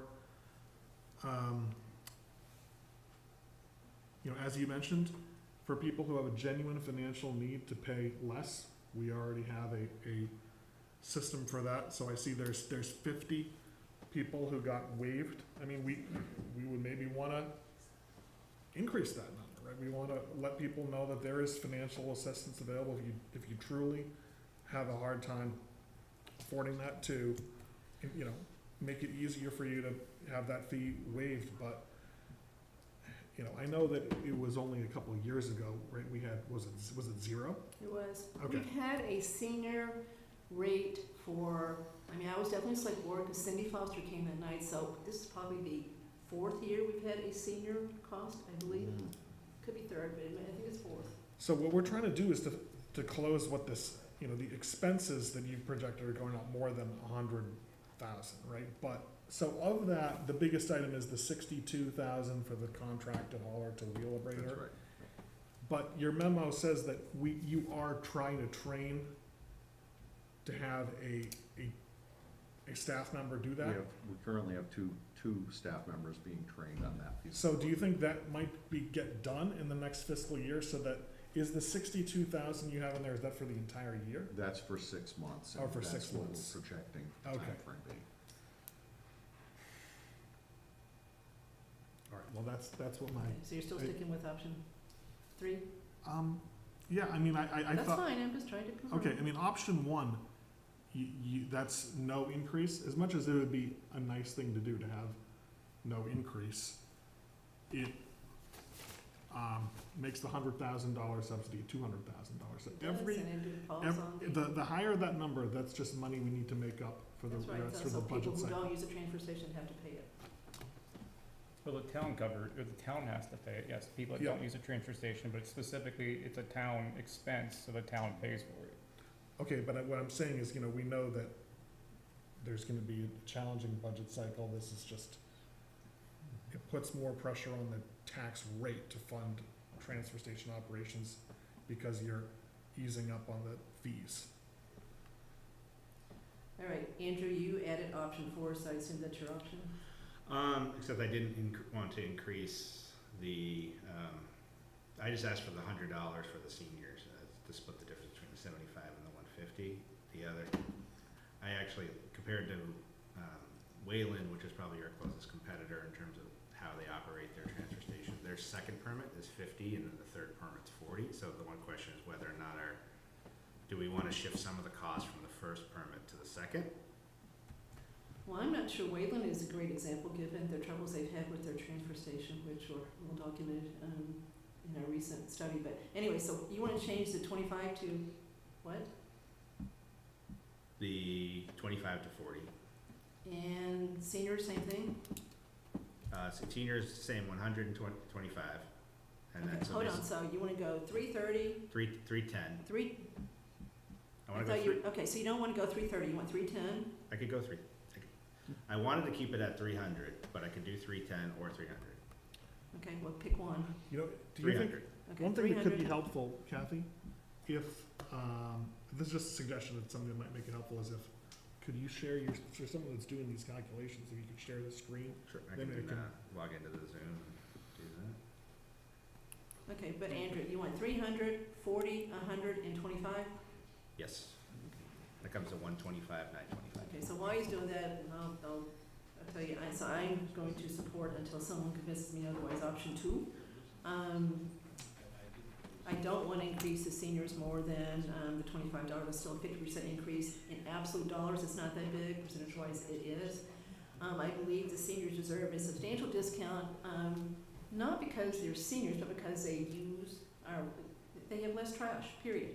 The seniors in this town actually like the transfer station probably a lot more than younger families. They use it more. So I do want to I still want to continue to give them a significant break on the cost of this, but I do think it should go to 75. And the reason I also picked that, I like the 132 because I think that's the right number we should have as far as what goes into the general fund coverage, because I multiplied the 700 by 20%, I get 140, so I think that's the right number. Knowing though that 62 is going to hopefully come out for the next year. That would also take the main sticker from 295 to 320, which is still a 9% increase, which is a lot. So 9% for that one, and then 50% for the seniors is about as much as I can stomach here, I think, as far as increases go. Okay, are you ready to pop it up? No. So we now have 7. 6 choices. Well, option 2, I can live with option 2. All right, so we got 2 votes for option 2. We've got 1 vote for option 5, 1 vote for option 6, and 1 vote for option 4. I mean, option 2 is pretty close to what I was proposing, except for the second one. So you rather have 40 for the second? Yeah, I think the only question is whether, if people don't think that 40 for the second, then I think option 2 is.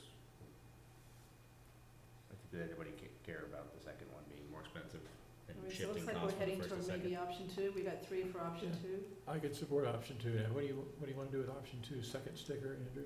No, it was just, original thought was in looking at other towns, 25 for a second sticker was a little bit lower than other comparable towns. So whether or not we wanted to raise the second one and shift some of the costs from the first one to the second one, or just leave it as is, I'm just proposing the question.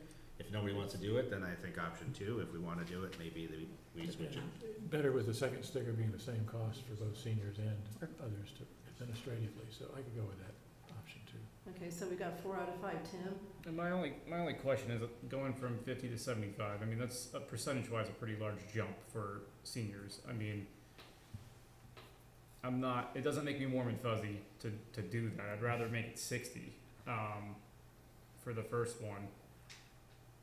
But, I mean, I talk to a lot of seniors who say, I can afford it, I don't see why I'm getting They a do. discount. I've never heard a senior complaint other than one that's come to public meetings, but every other one I've talked to, and it's been quite a few, have said, I don't My even think trash they is should get a just as discount. expensive, that's right? right. of the If people you've we got a know, waiver, of the people we know that would apply for financial aid, would they get it if they needed it through our program today, Yeah. if we raise this to 75? And Bill, Yes. you'd said previously that you have a very generous policy. There used to be, you had to As long as, jump through hoops to get a waiver, but as long as, currently, not Goes so through the much. select board office. as long as the opportunity is there and available, and we publicize it when we do the rate increase, We do. then I could get behind supporting option 2, because it is the closest to what I presented, but I still think the jump is substantial. Okay, well, we've got agreement. Andrew, Fab, you want to make a motion? I move that we approve option 2, which is, and I'll make sure we do this so we have the right numbers, $320 for the first permit for non-seniors, $25 for the second plus permit for non-seniors, $75 for the first permit for seniors, $25 for the second plus permits for seniors, and waive to 0. Second. Okay, all in favor? Okay, done. Thank you. Okay, See you next month. thank you, everybody. See you next year. Okay, Actually, next month. Yes. moving on, Bill is for the next one too. So we're gonna talk about the status of the connection, the water connection with Hawkinton. Mr. Butler, come on up.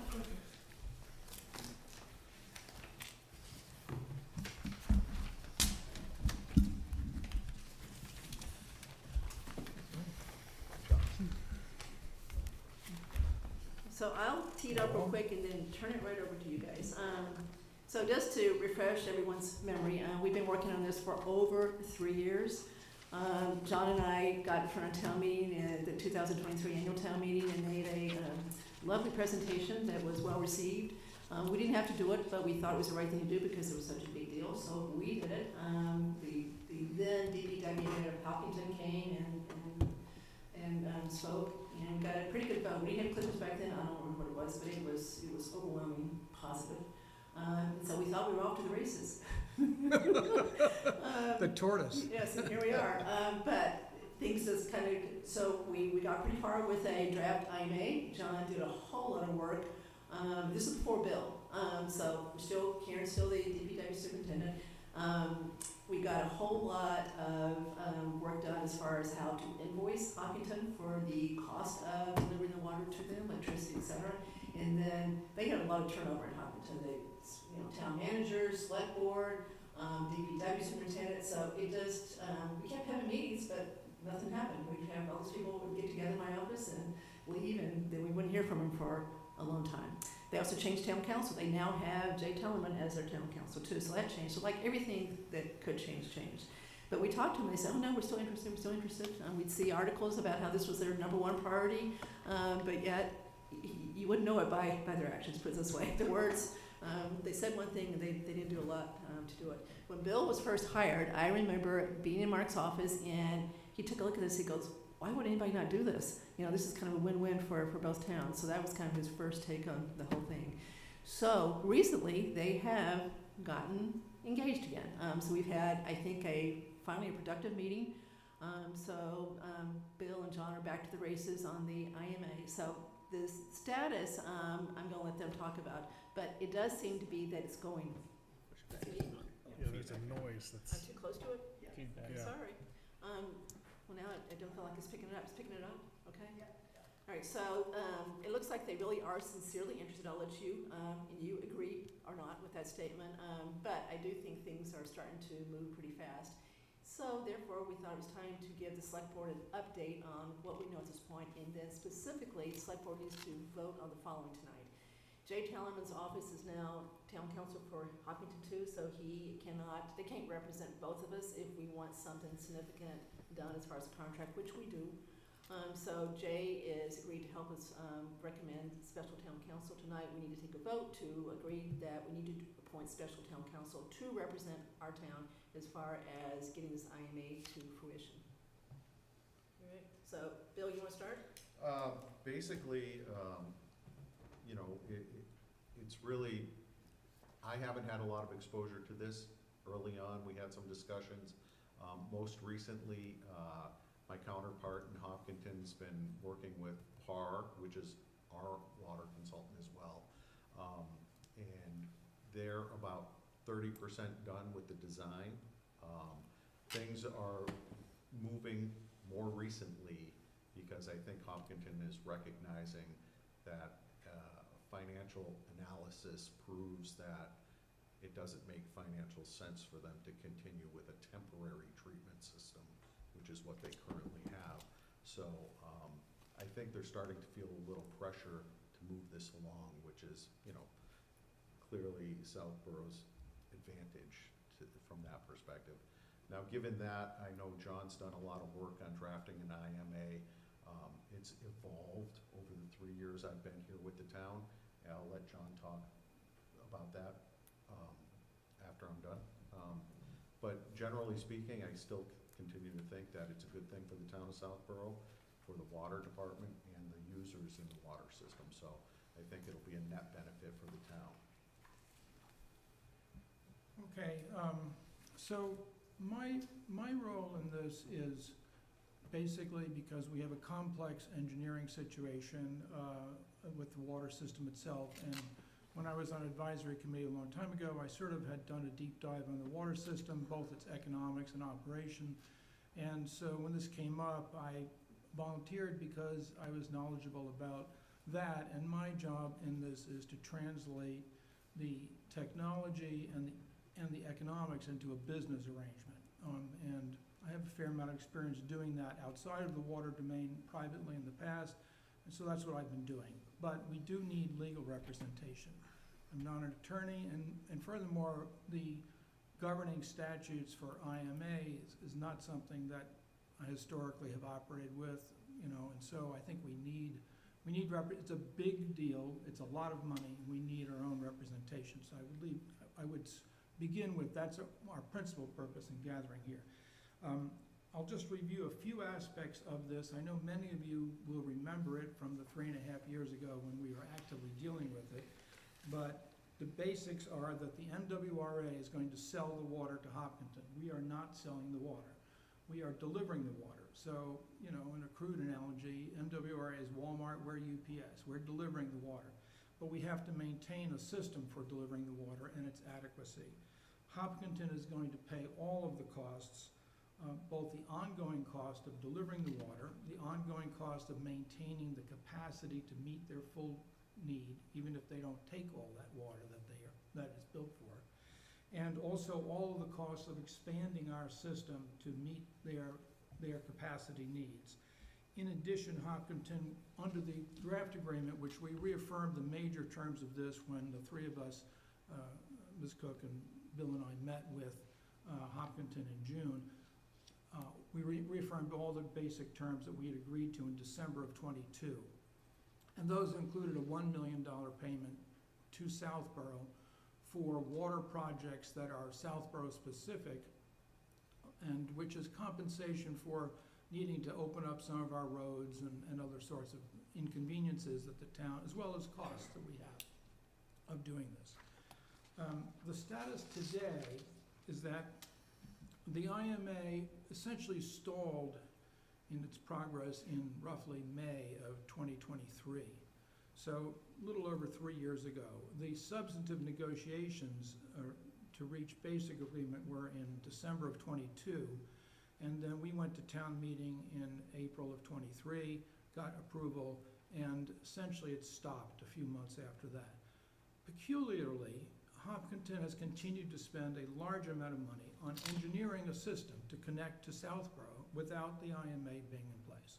So they've spent, I think, about $600,000 on engineering to get it to the 30% point of design that it is today, while the IMA has been static. And there have been really no substantive conversations.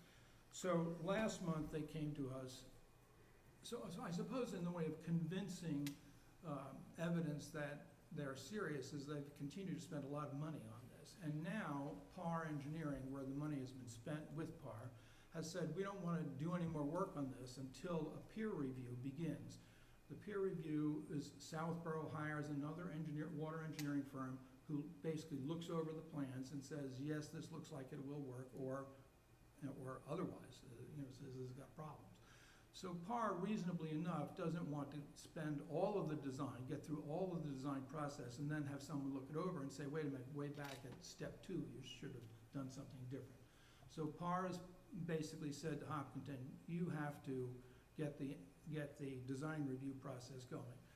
But the design review process, since we are hiring the design review engineering firm, is gated on the IMA. So the IMA has to get done for the design review to happen, because we are the sole hirers of the design review engineering firm, because they have to report to us to assure us that the system is. So it's probably self-evident, but that's a different firm than yes, PAR. Okay. yes, it has to be a different firm. That's right. So the current IMA includes most of the major. Where we got to is that most of the major terms are there, but it needs what I call technical reaffirmation. That is, it's been sitting dormant for 3.5 years, and Bill wasn't here when we did it. So we need to, and I've worked heavily with PAR during the beginning process of this to be sure that the economics, the translation of the costs, water operational costs to economics made sense. PAR's VP and myself both agreed that we had a sensible structure, but before Bill was on board. So we need to redo that work. We need a complete legal review. The draft began, perhaps erroneously, it began in the first place with Hopkinton's general counsel, town council, creating a first draft. That was very rough because this was basically in February of '23. It was very rough because Hopkinton's general counsel assumed that we were selling the water. And that, of course, got it off on the wrong foot right from the get-go. So it had to be torqued a fair amount to get it into shape. And now, so the legal aspect of its review essentially stopped in June of '23, and it needs a complete top to bottom review of someone, a law firm who's knowledgeable about case law with regard to IMAs, in case any of this comes up for dispute at some later time.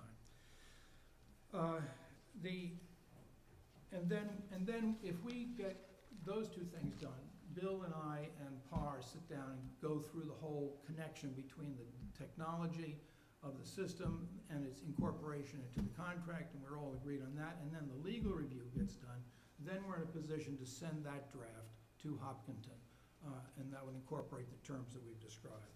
So so just to summarize, the next steps after so then we should come back after we get those steps done, go to Hopkinton, have presumably some negotiation about the terms of the IMA, come back here with an IMA that's ready to be signed. And the three of us will continue working on that.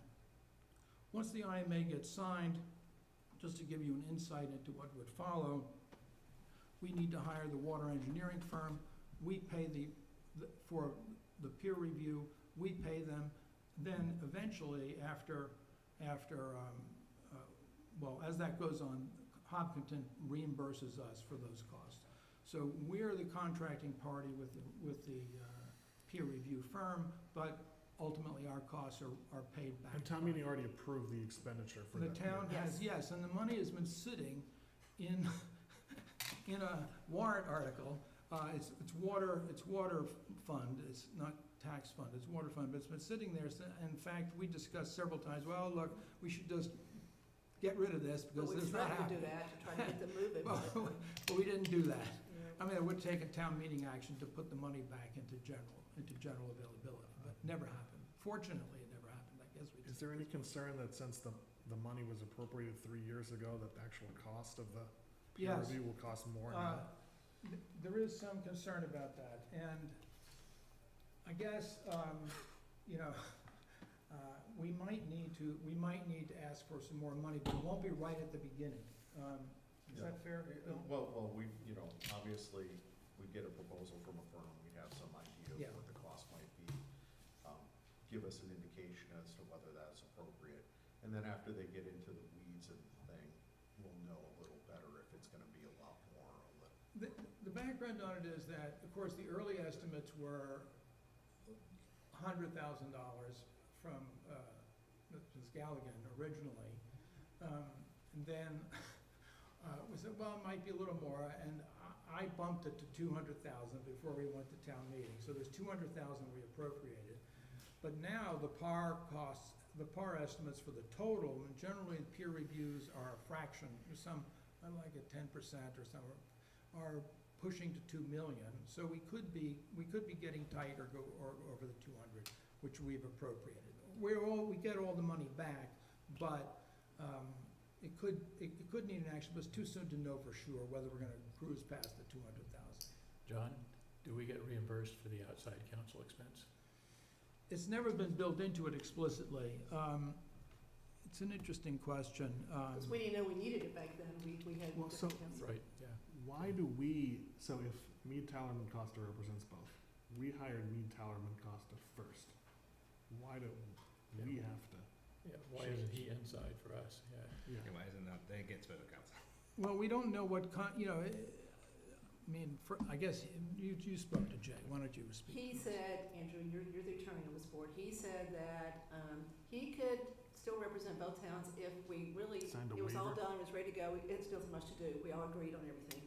And I said, well, I don't think that's the case. We'd already talked, and we knew we wanted to have really good, strong liability language in here in case something goes wrong when the water gets turned on. So we knew that that wouldn't be the case, that there really did need to be some very strong language put into that. So we knew that he couldn't represent both. And he said, well, if I can't represent both, I can't represent either. That was what Jay said. Now, don't ask me why, but that's what he Okay. said. Yeah. So I took that as, All right, gotcha. yeah.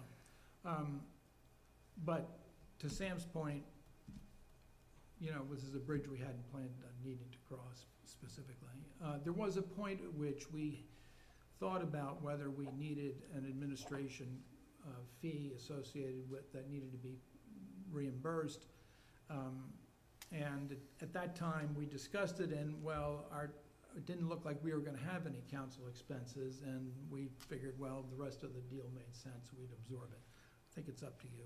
But it doesn't mean we can't put it in now, and it's, we could add that as, We could, a reimbursable yeah, cost. we could. Doesn't hurt to ask. The whole, I would say, Bill and I have not been through the details of this because I last went through the details with Karen, but we wanted to get through this, and that's something that needs to be done. But we absolutely could put that in as an ask. We need you to pay. We needed to pay our special counsel fees, if you want to do that. I don't see why we wouldn't. That's it. That doesn't need to be, we can put that in. Ultimately, a negotiated document is gonna come back to you and for, approval. Kathy, can I ask some Of course. questions? Now, some of these are not directly, they're more about the actual program rather than the IMA, but, so this would involve some work where roads would need to be dug up, right? Yes. Okay, Yes.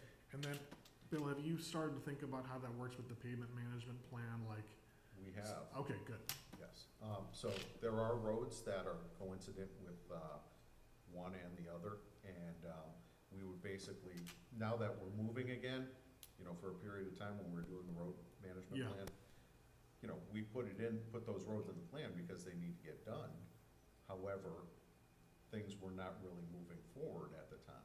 So now that we see a little movement, we're probably gonna jockey that list around. All right. And I'll come back to the board with Because an then update on that. Hopkinton would pay for the repaving. Hopkinton is, would, yeah, correct. one of the parts of the things that we have verbally discussed and was, in the drafts that have circulated is curb-to-curb repavement payments. We do it, they pay,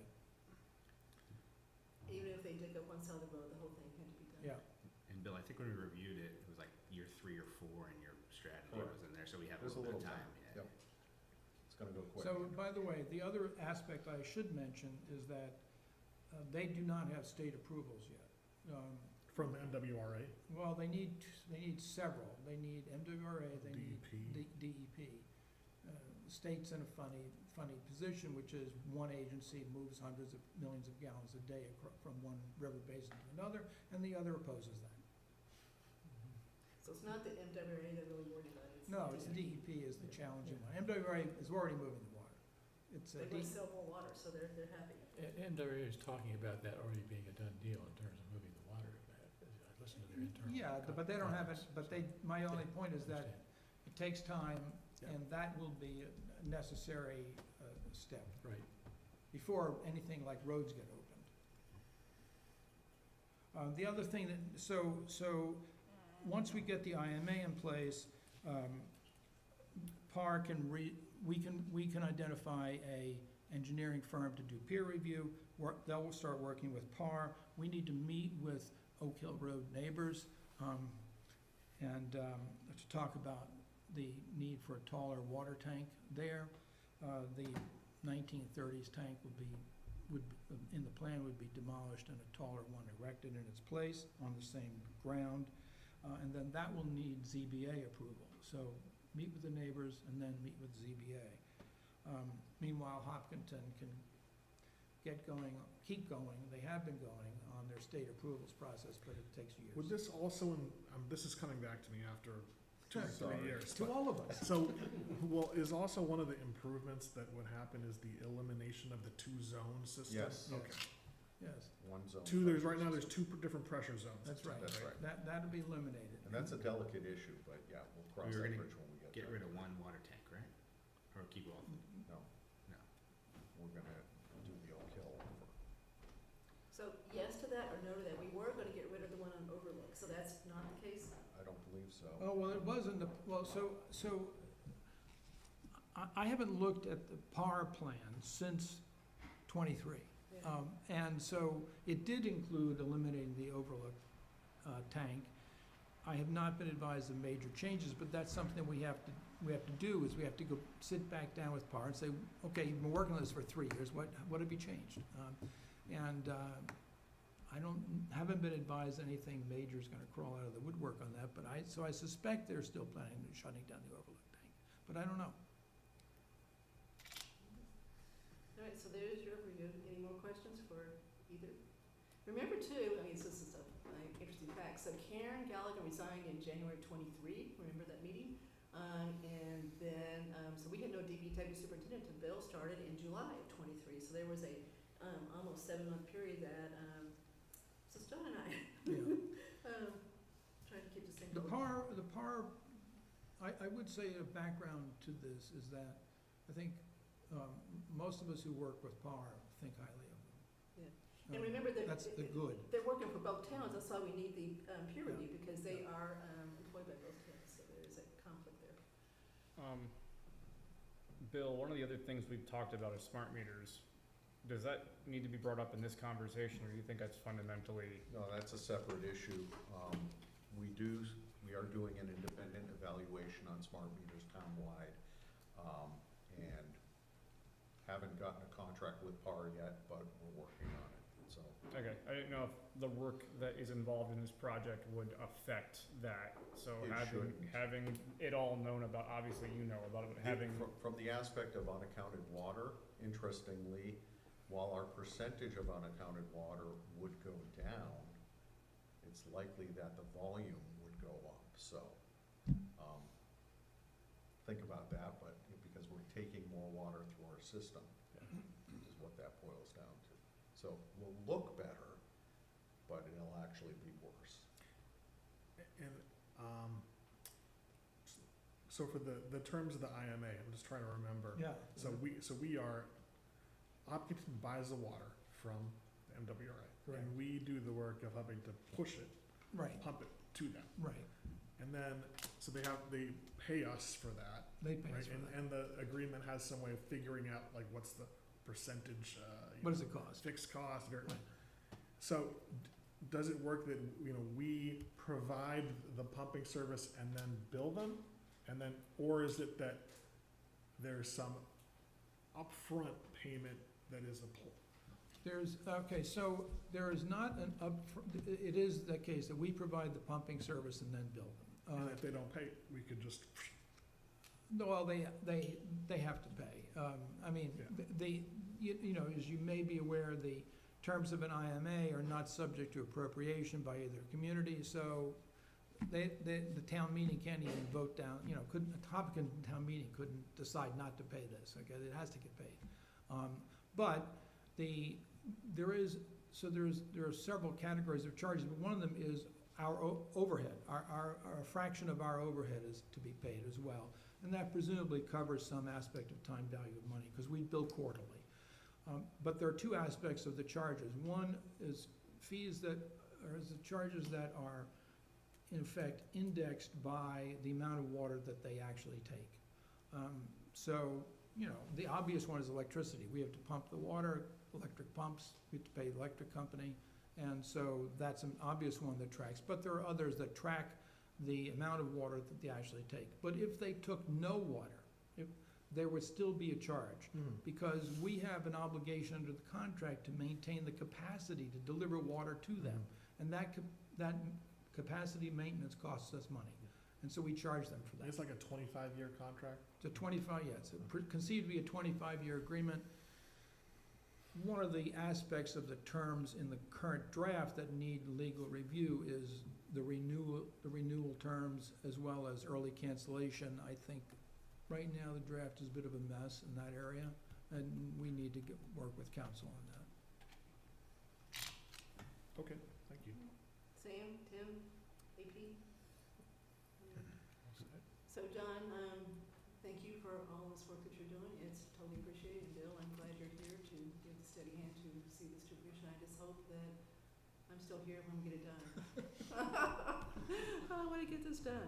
Okay, so thank you guys. All right. Thank you. John, if you want to hang around, we're going to talk about something that's probably pretty near and dear to your heart, so you're welcome to hang around. We're going to talk about the budget process for next year. We think we're looking at an override.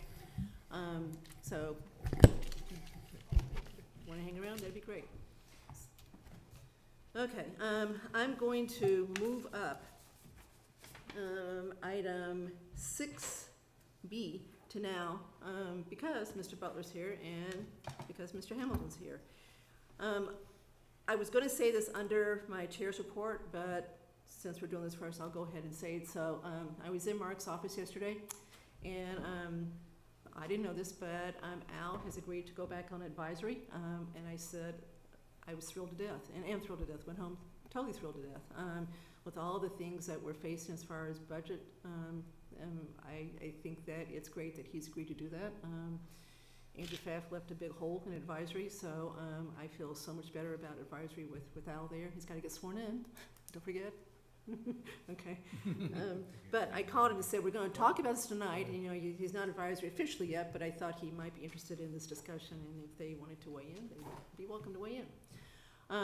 Okay, so to kind of tee this up, we all know that we actually thought we were going to have to have an override for fiscal year 27. It turns out we didn't. We ended up being $500,000 of in the good with levy capacity after doing the budget work we always do. So we ended up okay for fiscal year 27, but we knew that fiscal year 28 was most likely, with absent something unusual happening that we don't think is going to happen, we knew we were going to have a problem in fiscal year 28. So Brian has done a preliminary projection of 28, 29, 30, 31, and 32, and I'll explain why I did the 5 years in a second, to show what the budget looks like using certain assumptions. And I'm not going to show anybody this yet because we still got to work on it and make sure it's ready for prime time. But it's still a good place to start a discussion because I think the big picture is still represented here. So to start this, Brian and I met, and Mark, with Andrew Nelson.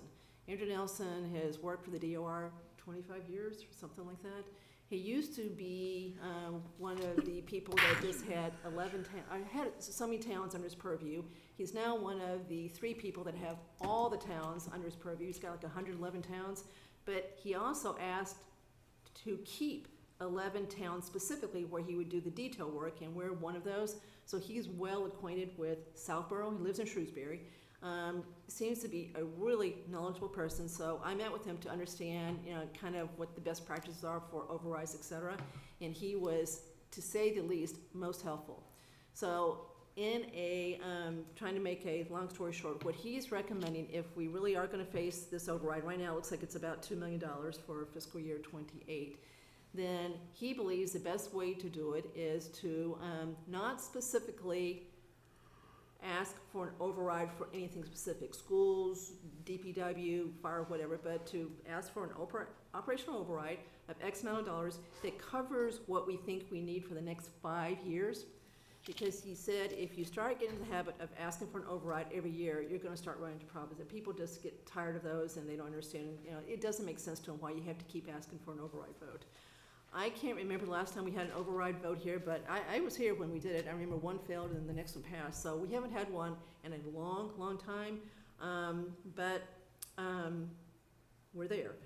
So he's recommending looking at 5 years and asking for that amount of money as far as approving excess levy capacity to then have approved so that for the next 5 years after that, assuming things go as budgeted, or at least close to them, we wouldn't have to have an override vote every year for the next 5 years. You would have to have another one after 5 years, but you wouldn't have to do one every single year. Now, before Mr. Butler and Mr. Hamilton go, oh my God, $10 million, there's 2 ways to do this. Well, going back to your stabilization policy, you don't need to raise the taxes that you approve here. Some towns have done that and just set the money aside, stuck it in a stabilization account, but you don't have to do that. You just have the levy capacity approved, and then you've got it. So you still raise taxes like you normally do for what you need for the next year. Based on the budget Brian's put together, I think we're looking at roughly without any changes, and I'll tell you what the assumptions are in a second, about a 5% year-over-year increase for the next 5 years as far as the average real estate tax bill, as long as the property values, the split stays the same, which of course it won't. It'll change a little bit, but you got to assume something. So my recommendation would be to not raise an extra $10 million of taxes the first year, but raise what you need, but get the levy capacity approved so that every year you don't have to go back for another override vote. Because remember, you can only go up 2.5%. Our new growth is not that much, and so if your expenses increase 4 and 5%, you're going to have an override vote every year if you're at a levy capacity, which we are right now. So that's kind of the big picture. So tonight what I was trying to do is get everybody's take on what they think the process should be that we talk about in detail at the August 11th meeting, where we will set the budget process for the year and try and start the process early, because we're going to need to. He said the one thing you got to do is make sure that you have many, many meetings to explain this, because the average person is not going to understand when we ask for $10 million what that means, right? They're going to think, oh my gosh, my tax is going to go up by a huge amount if you're asking for $10 million. We've got to explain this to people if we expect it to pass. You need a 2/3 vote to do this, and you need 2 votes. Town meeting's got to approve it, then you got to have it approved at the ballot. So it's a heavy lift to get this done. He lives in Holden, and he said Holden recently did this, and it passed. They did it the way that I just described. There's some, he's made some suggestions about how to explain to people, which we'll talk about on August 11th, but he did say it passed by flying colors. I know 75–80% passed it. So there are examples of successful override discussions and votes that we can look at, but that was his very clear suggestion about how to approach this, assuming that we really do need to do this for fiscal year 28, which right now it looks like we do. Okay, so that's my explanation. Let me just tell you what assumptions have been used in this, and again, you'll see this soon once Brian, he's got, I think, a couple more things he's going to have to fix here. So we assume the new growth was about what it's been the last few years. It's not high, based on past history as far as that goes. We assume the free cash each year was $2 million. We've had higher free cash the last few years, but we assume $2 million to be conservative. We assume the local receipts, our excise taxes, our transfer stations, sticker fees, our building fees would go up 3.5% year over year for the next 5 years. We assume the money coming from the state, the local aid, would only go up 2%, which is about what it's been going up the last few years. That doesn't even keep up with inflation. We assumed, and this is an important one, that the operational budgets would go up 5% year over year. I know Andrew Pfaff thinks that's the right number to use for budget increases as a general rule. So we use 5. We can change it. We can look at 4. We can look at 3. We can look at 6. But we use 5 for the moment. Benefits, of course, is what kills us every year. So we're assuming 8% as far as that goes, and that's your health insurance, that's your retirement, that is workman's comp, etc. We assumed capital. This is important. $1.5 million every year, increasing to $1.6 million the last 2 years in this projection. We did assume the benefit of the new rec as far as the cost going down for a couple of years, so he's got that in there, 50% in fiscal year 28, because we think we're going to be operational 1/1/28, right? Then he's got the fee that we're going to have to pay in there the last couple of years. He put exempt debt in here, including something for NERI, but of course that's not going to matter. That automatically increases your levy capacity, so that's not what we're talking about here. So that's just a number to be used to help gauge the impact on taxes. You will need that in there for that. Brian, anything else you want me to say as far as current assumptions that we've made? Okay. All right, so interrupt me if I say something wrong. Okay, so that's kind of the big picture here. Can you just reiterate what you said about NERI right there? The NERI debt would be? NERI debt is most likely, whatever it is, whatever we end up doing as far as NERI school, is probably going to be exempt debt, so it's going to automatically add to the levy capacity. I mean, here's another way that I'm thinking about this, is that what you're describing is something that's just running parallel with and is separate from the whole NERI, in that even if you did nothing with NERI, right, you would still need to have, unless you wanted to have very significant cuts, you would have operational. Yeah, NERI has nothing to do with this number, Okay, so yes, this is exclusive of the impact of NERI. Yeah, so just thinking about like the challenge for this year, there's the NERI override vote, because that would be past town meeting. Well, that's not an override vote technically. That is a debt but exclusion vote. But it would be, you need to pass a 2/3 town meeting and then Ballot? have a ballot question, excluded debt. And then you also have this process. That is a correct statement, Andrew. You could have both on the same ballot for sure. All right. You might have 2 different town meetings to vote. You might have a special for the NERI and annual for the budget, but you definitely could have both things on the same ballot for sure. Yeah. Okay, so we got our work cut out for us. Okay, everybody looks a little stunned here. Anybody have any reaction to what I said?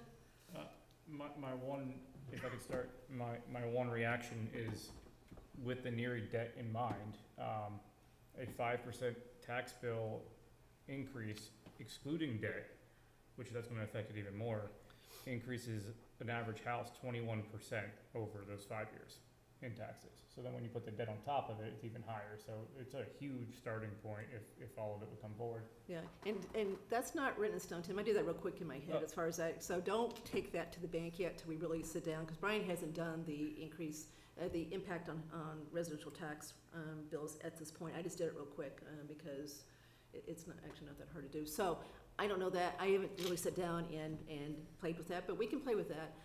I think inviting Andrew Nelson to our next meeting might be a productive thing to do, assuming he agrees to do things like that, and let you guys hear from him directly and ask questions. He really is very articulate and certainly knowledgeable as far as how to do this.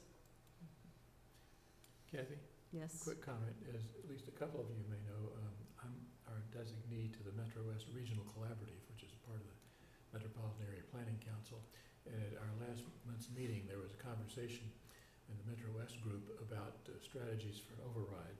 And the overwhelming majority is very interested or doing this one big number versus year by year kind of approach. So apparently that has got some traction in the Metro West area. Not that it's a guaranteed approach, but people seem to be pretty interested in doing it that way from a practical standpoint, so for what that's worth. One thing to remind everybody, you know, a lot of towns do have big stabilization funds or other types of reserves that we don't. The most recent S&P 500 or S&P review of town finances had a warning in there for us that, you know, we start losing our levy capacity, which they didn't realize. I don't think they looked at fiscal year 27 when they did this. We still had plenty when they looked at it. Would be a flag for them. So if we were to do this, this would restore that levy capacity, and I think bolster that, help our rating as far as that goes. So they were looking at that levy capacity as a reserve. Some people don't. I think Andrew Nelson was a little surprised that they did, but they clearly said they did. So that's one thing to consider too as far as how to do this. It would get that number back up, so they would see that levy capacity as being, you know, substantial again for at least, you know, 3 or 4 years. So there's that too. Tim, anything else? I mean, as we go through this, we're gonna have to look at things, but making sure we have 2 or 3 options on the table. So if we did a 1 year, a 5 year, just as long as we go through this process with more than one option, that it's clear when we're done. I mean, we're gonna have to go through the process, but let's just not pick only one from the beginning. Let's make sure we do the math in more than one way. Okay, so the other part that we talked about is how to bring the actual budget to town meeting, and he suggested you basically bring 2 budgets. You bring as the first budget to vote on, let's call it the override budget. So call it a level services budget. This is what we need to be able to pass to fund this budget, and see what the vote is. If that one passes, then you're done. If that doesn't pass, you go to the next budget where you really have cut a lot of stuff to be able to either get rid of the override or to substantially reduce it. So you start with the budget you would prefer to have passed as far as the first article, see what the vote is on that, and then that determines whether the second one is voted on or not. So he did say you would, you know, he would recommend bringing 2 budgets forward. So to that point then, I would say as we go through this, I'm super supportive of every department head bringing 2 different budgets, at least 2 budgets to us as we go through the process of the budget season, where one would be... So we're gonna get into that detail, Tim, on August 11th as far as the budget process. Tonight, I'm just trying to see what your appetite is for the override process, where we actually ask for 5 years of what we think we need for levy capacity. Yeah, I mean, so to that particular point, 1 and 5, or 1, 3, and 5, you know, like a range is how I would want to see it. Well, the reason he says you do 5 is because if you start doing every year overrides, then they start failing. So you have a much better chance if you do the one big one and you're done for 5 years. So that's why he's saying go 5 and don't go year by year. No, I understand that. I still want to keep, I guess, the choker a little bit tighter as we go through this, so the town meeting has control of the process. So it might fail, but I think we need to we need to keep the one, we need to look at more than just the 5. Well, but the option B that you're talking about is a no override. Yeah, so the So vote, that's already there. you can't take more, when you go to vote, at that point, you've got a number on the ballot saying we want to do an operational override for $10 million. You're not, there's no choices there. You came out of town meeting knowing what budget needs to be funded, and that leads to what the vote is at the ballot. So the ballot would be 10 million, 8 million. So right now, we would need $10 million roughly, so it's 9 and change, to be able to cover 5 years of excess spending over revenue if we use these projections. So the ballot vote's different than what we can bring to town meeting.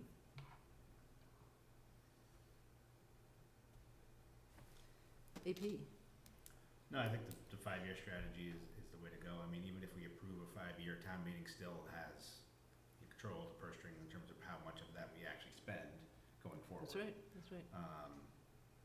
And the numbers that are in here are in line with what advisory had in their letter in terms of, kind of the warning to town meeting of what the override could look like. I think we had 2.6 in the letter, and it's roughly around the 2.4, 2.5.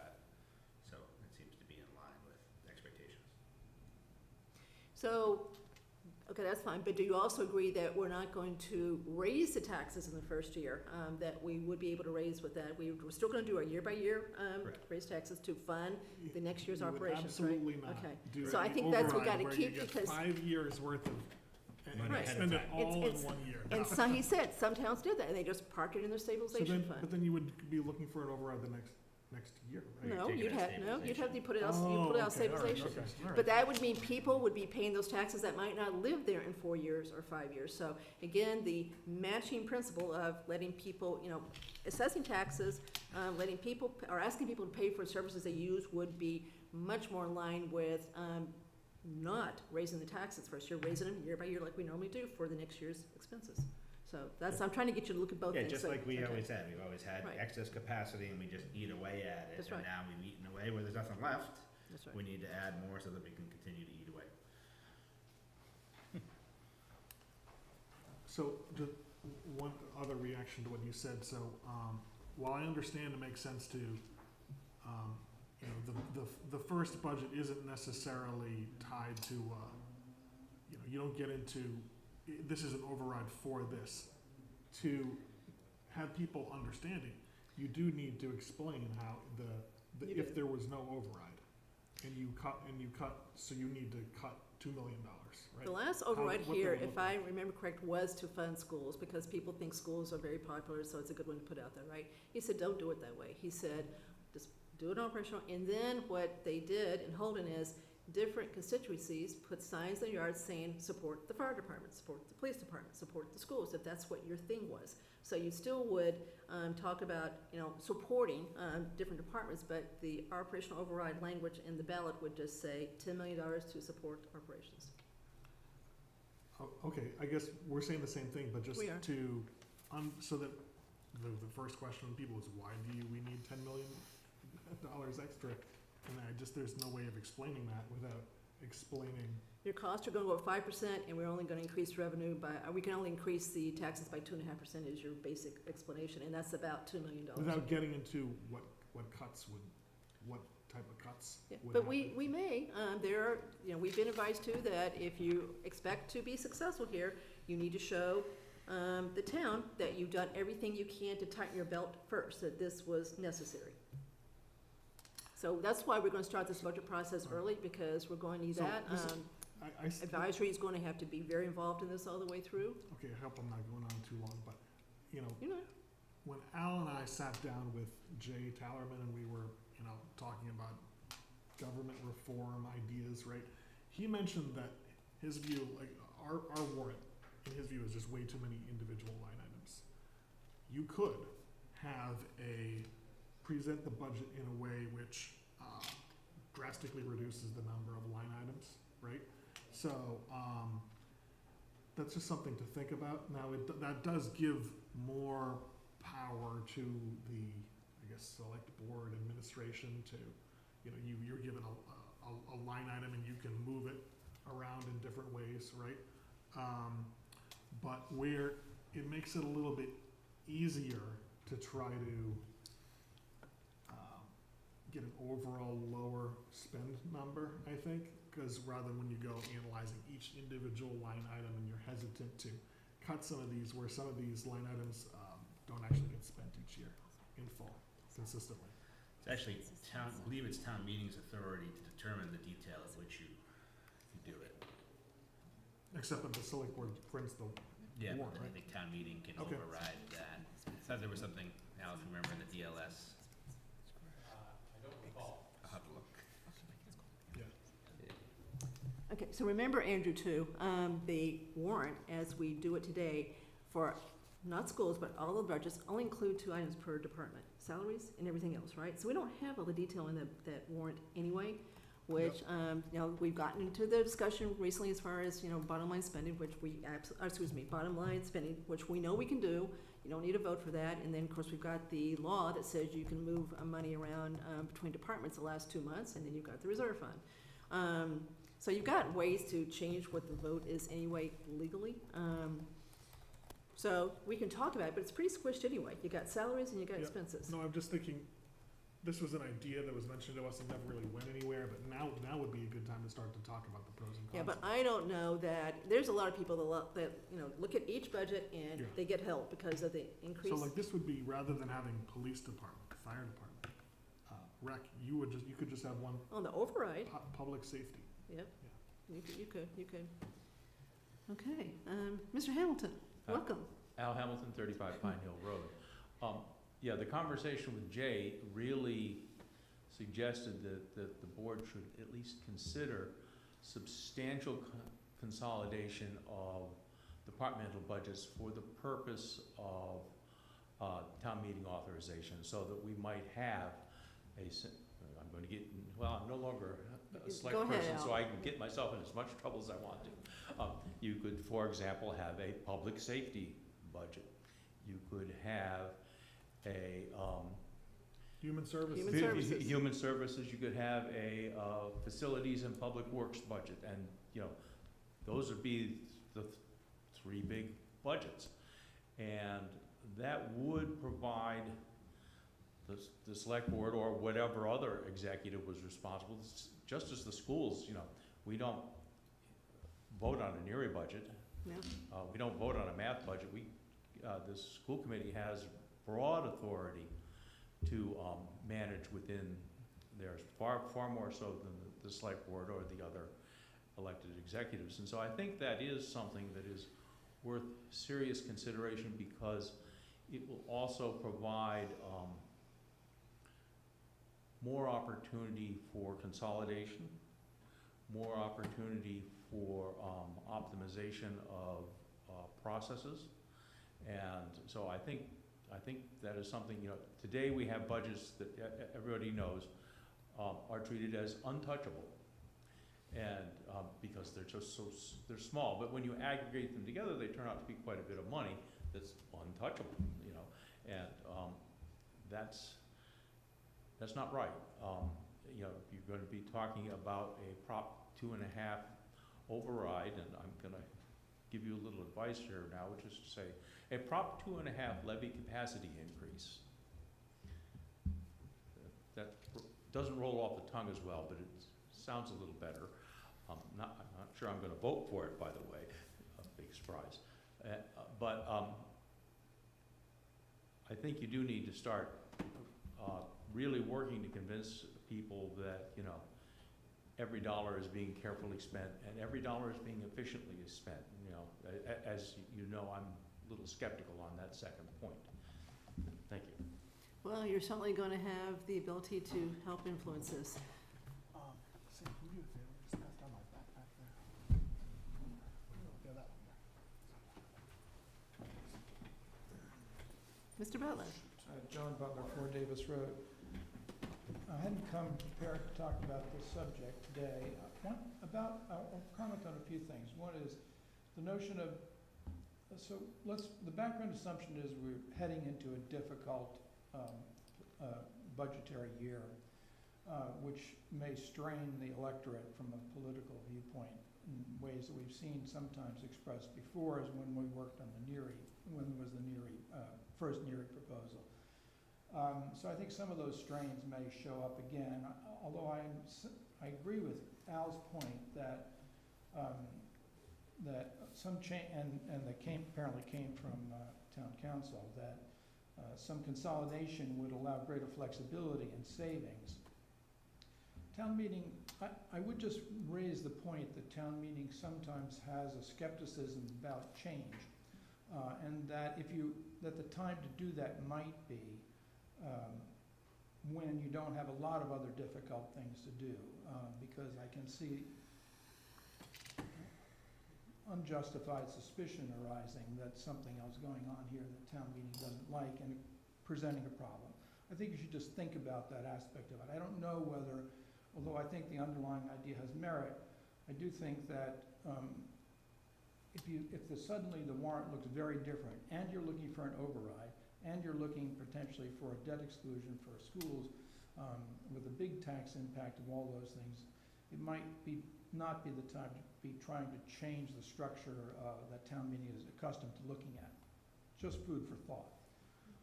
The next thing I would raise is my vague recollection is from a long time ago now, is that town meeting can pass contingent budgets contingent on an override. So just mechanically, to be clear about this, and maybe one of you knows is certain about this, that town meeting can pass an operational budget with a contingent amount if the override passes, and such that, because otherwise, if you pass an aggregate sum of budgets which are in excess of the levy capacity, and the override fails, then you must come back to another town meeting and redo the budget process. He said that, and he did point to, you got to June 30th to pass your budget, so you'd have to come back real quick with another town meeting as the other way to do it. So he said you could do that. You can do either way. Yeah.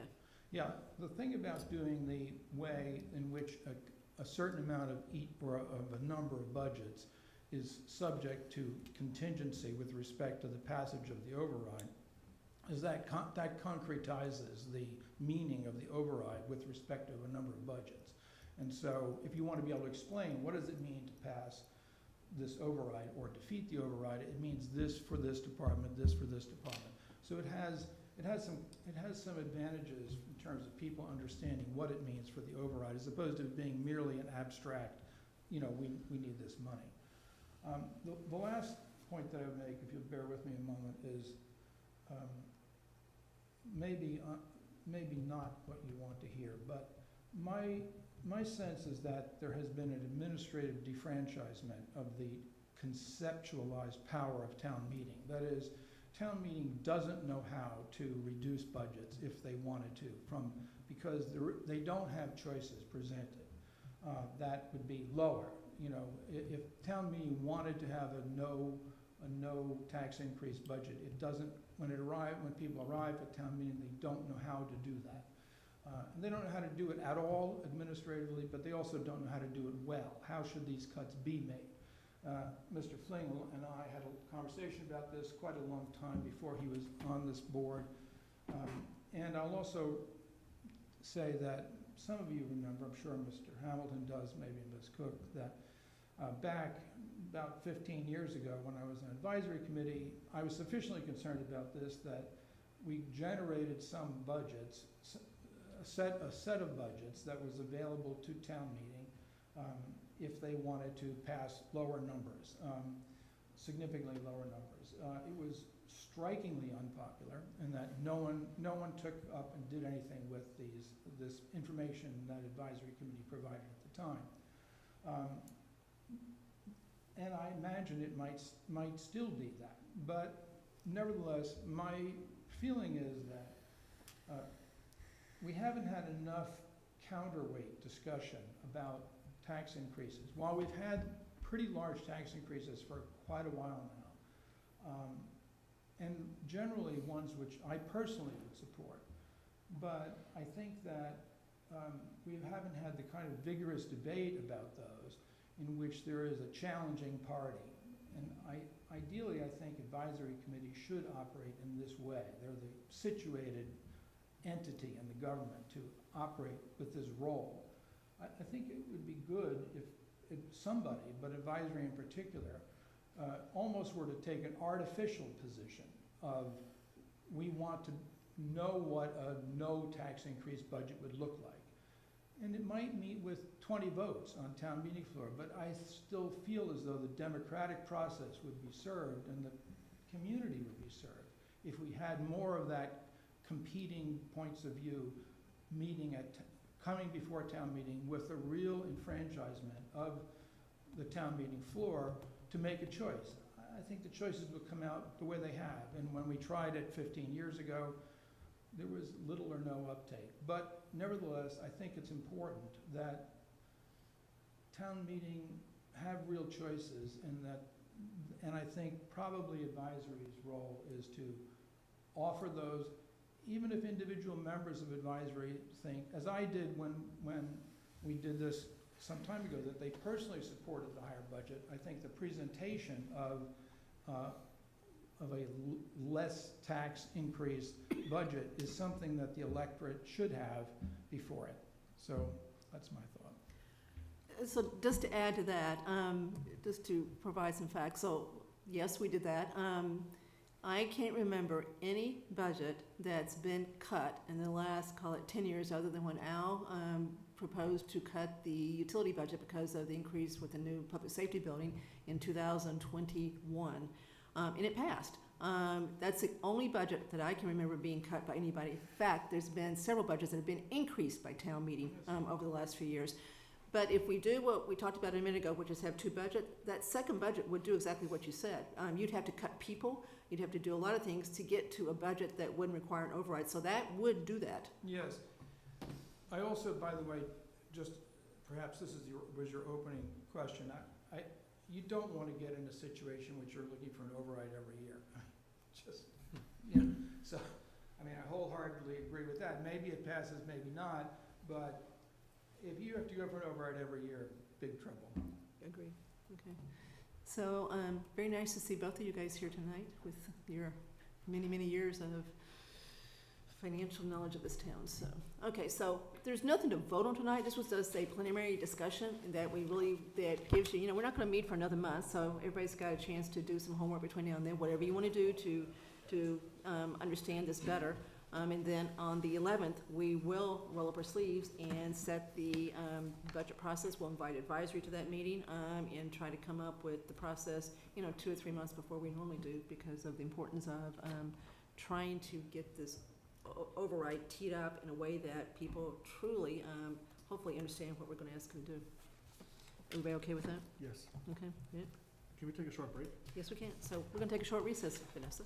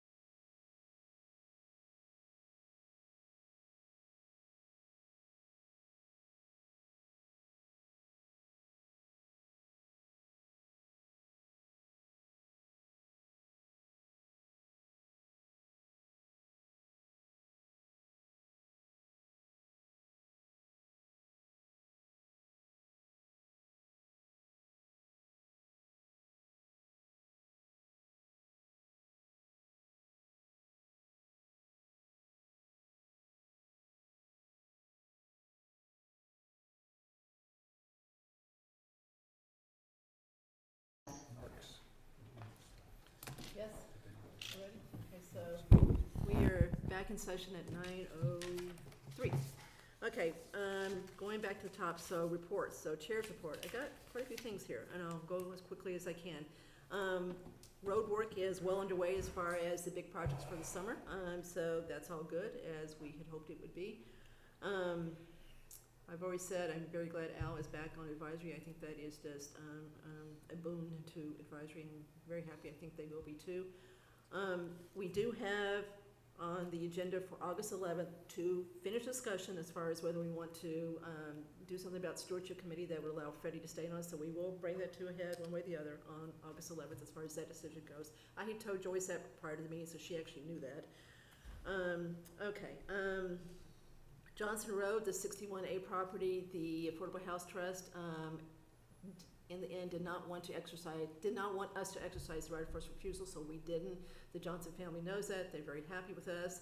They've agreed they're going to work with Affordable House Trust going forward as far as the land. They think there's no more family members that want lots, so they're happy, and we live to fight another day as far as maybe getting some other property from them. Let's see. At the last meeting, we agreed to do the office hours a little bit differently, at least temporarily for the summer. So Vanessa's in charge of this. If anyone wants to do a table at the 2 summer concert series or summer nights, let Vanessa know as far as doing that. That's what we talked about doing, so if you want to do it, I don't intend to volunteer, but if anybody wants to do it, then work with Vanessa to do it. Make sure we don't have a quorum sitting there. The 2 concert series are 7/16 and 7/30, and summer nights is August 22nd, if anybody would like to do a table. Okay, so that's it for me. Let's see. Sam, wastewater study? Wastewater, good, thank you. Update, remember we recently had conversations about getting bottom line spending approval for a financial analysis consulting agreement with Mass Development. And a couple of weeks ago, wastewater committee became aware of some new information relative to possible issues with potential sites for a wastewater system, relative to things like soil conditions for a wastewater discharge area and DEP permitting. And this arose from some additional very valuable artificial intelligence assisted analysis provided by Mr. Belniak, who went out and did a fairly thorough search on the properties and so forth, and came up with a number of questions that we didn't have ready answers to. So bottom line is the wastewater committee met, I guess, a week ago last Monday, and voted not to proceed with the Mass Development Consulting Agreement for the financial analysis until we could get better handle on these particular issues. We wanted to be more comfortable about the sites and the permitting process. Very disappointed to do this, but we deemed it the most responsible choice fiscally before we could actually have reasonable confidence, we thought, in sites. We didn't want to spend that money. So very much appreciate the substantial elements or efforts of the Mass Development team, this board, in terms of approving the bottom line spending, Mark and other town staff members for getting the stuff in place that we could have done that. We had gotten all the questions answered, but we just didn't feel it was the right choice to go forward. So we will meet again on the 23rd of this month to discuss next steps, which will certainly include a close review of the new issues and determine what we want to do about them over the next couple of months here. The question of what, if anything, we might want to take to fall special town meeting is still open, in the sense that we got a ruling from town council that for a district improvement financing program, you have a DIF plan, which is a very comprehensive plan, including an understanding or picture of the area that you're using for the DIF assessments, the financial model for the long-term prospects for how it's all going to work, the site selection, the plant design, discharge area design, the collection system design, etc. It's a big document. And it turns out that according to Mass General Law, which is somewhat ambiguous on the topic, you can separate the area from the full plan. You can first do the area only, the map of the area. Here's what we're going to do. This is the area for the assessment values. And then, as a separate time, you can do the overall plan, which includes that map and other components as well. So there's technically the option to go ahead to a fall town meeting with the DIF area, which we think we have a pretty good handle on. But we want to get these other new issues resolved before we make that decision. So door is still open, but it looks less likely that we'll go to a fall town meeting or something, but that door is not closed. So we'll work hard to get those issues resolved over the next few weeks here. So continue to keep select board informed as new information becomes available. Again, disappointing, but we think it's the right decision to slow down the process until we get these new issues addressed. So thank you for your support, but more to come. Okay, all right, Mark? Just a couple of items. The first one is just a reminder that the annual Battle of the Boroughs at the Worcester Red Sox, the Blue Sox game, is July 22nd. And tickets that are purchased for that game will benefit a nonprofit from each town at the end of the season. Any tickets that are purchased by Southborough are benefiting the scholarship fund, and you know it's usually a great time. It's usually a good night.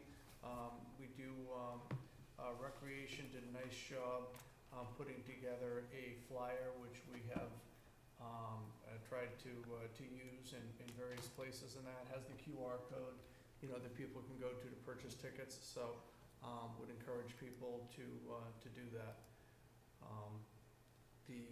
Is that the one where Steve Wynot is going to throw out the pitch? Yes, I'm sorry, yes. And so they're trying to have each community represented by a local hometown hero.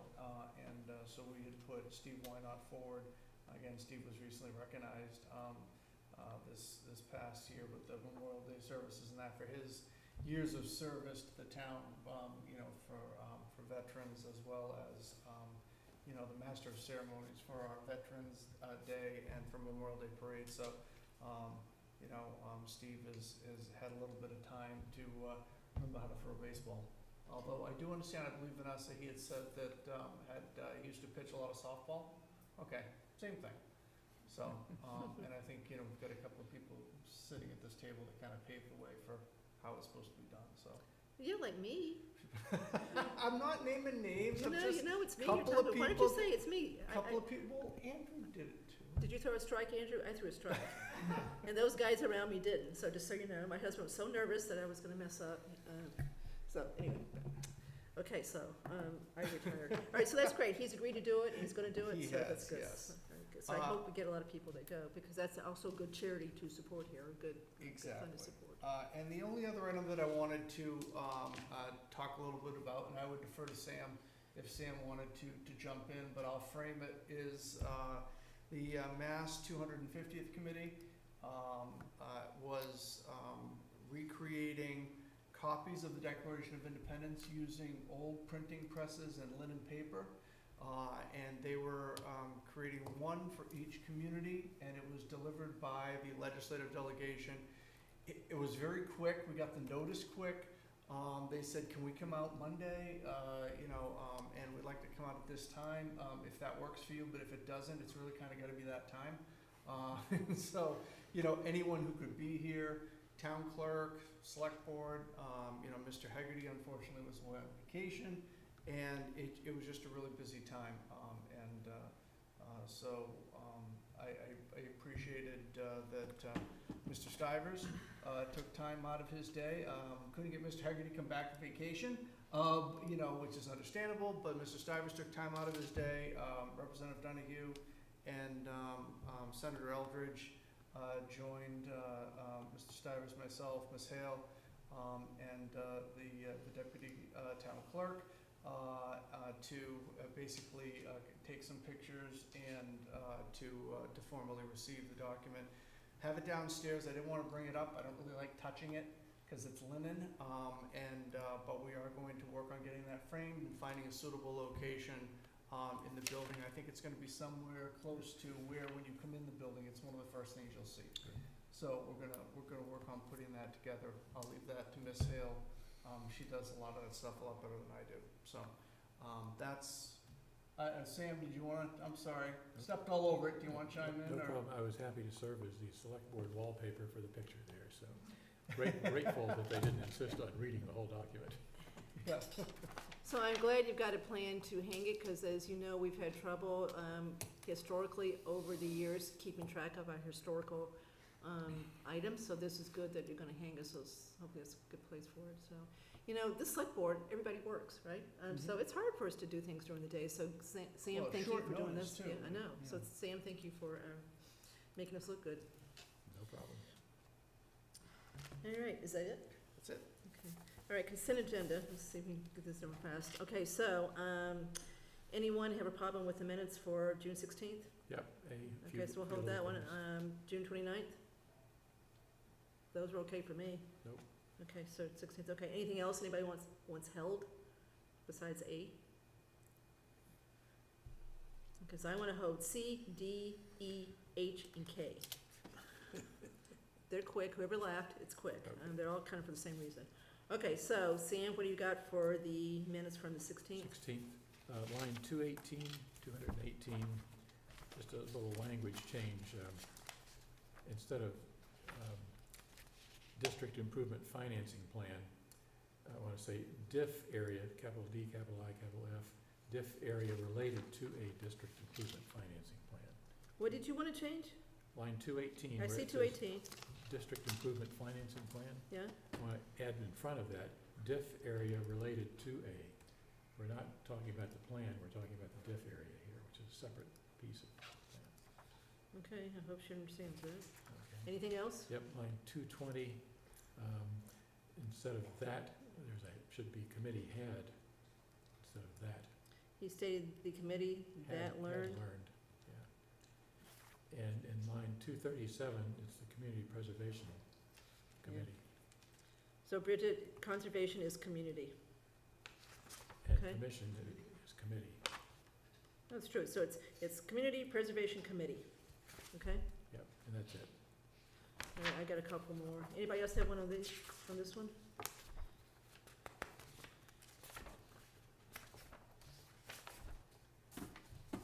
So Bridget, can you just eliminate on line 223, starting with Ms. Cook? That's not exactly what I asked for, so just get rid of that whole sentence. Ms. Cook asked if this bottom line spending request would be ready in time for fall town meeting. Just get rid of that whole sentence. We don't need it. On line 238, determine its list of projects to bring forward to a fall special town meeting, just add the word to. On line 241, meeting should be plurals, meetings would begin at 10 a.m., both of them. That's all I've got. Okay, so I just wanted to hold C and D and E for the same reason. So C is the donation that New England Center for Children makes to us. It's voluntary. It's based on the approximate real estate taxes that used to be paid on one of the buildings that they bought from Tony Kwan. Tony Kwan negotiated that deal with them. And so because of Tony Kwan, we get $105,000 a year from NEC.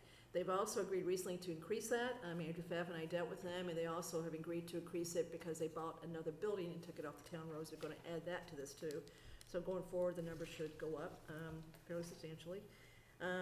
Faye, as you know, has agreed to donate $20,000 toward the drone purchase for fiscal year '26, and they have now agreed to donate another $20,000 for fiscal year '27. So we are much appreciative of that. Chief Newell wrote the school a very nice letter, which they appreciated. St. Mark's. We've already gotten St. Mark's' big donation, but this is an example. They do a lot more than that, so I don't think we ever really fully thank them for everything they do. We get a whole lot of in-kind donations from both schools, from Faye also, as far as using fields, using facilities, sharing resources, et cetera. So this is just another example of something St. Mark's does beyond the big check that we get for police stuff and fire stuff and general fund stuff. Okay, item H. Did everybody see item H as far as what's being proposed to do for the mural on the sign? I thought it was great. Is that Yeah. Love it. Oh. Yeah, aye. Then I've got the wrong agenda. Okay, so I looked at my, okay, so then I don't want to, so whatever I did. Okay, so I want to hold I and not H, sorry. Okay, so, did everyone see the picture of it as Yeah. far as what it could look like? Mhm. Okay, the only thing I want to emphasize, and I hope Travis is listening to it, so if you could re-emphasize, is that we need to approve it before it gets done as far as what it looks like in case It looks like he's got the parameters in place to make sure that nothing inappropriate goes on there, but we still should just make sure, okay? So I have a question about this one. I'm all for this, but thinking it down to the art that happened, I believe in Texas over the FIFA mural, the whale mural. Is there a time that we should have on these sort of things, that a duration of like when it's there for, just as an upfront expectation?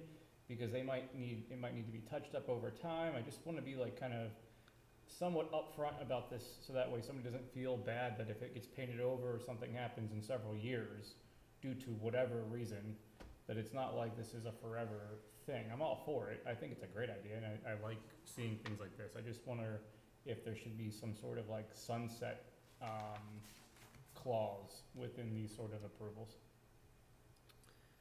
Well, as I don't far know as if I we need know, to- we haven't signed any, I mean, there's no agreement with her, right? No, but I mean, just, it's an expectation. I don't know what happened with the whale in particular, but I mean, was many years, 30 years later, and it's still being discussed about it, because it's art, it was an installation, it's somebody's creative input.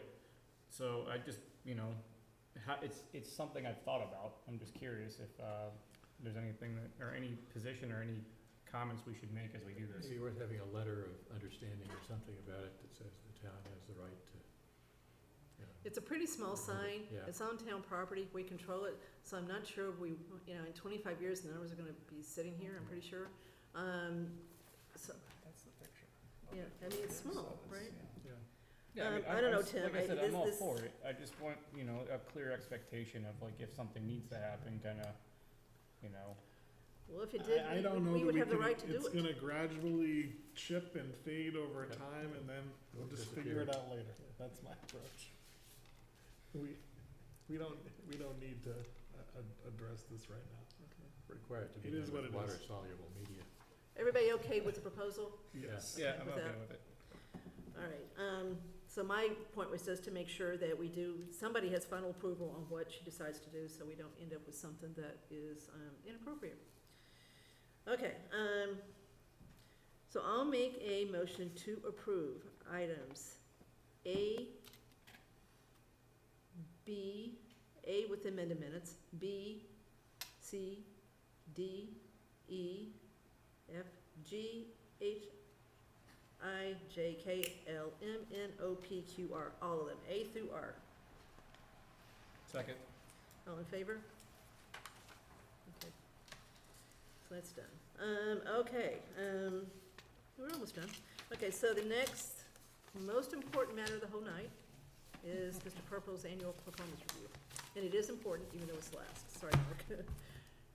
Okay, so what we did this year is only the 3 people that were on the select board last year actually did the performance review. We did give Al and Marguerite a chance to provide input. They chose not to, which is their prerogative.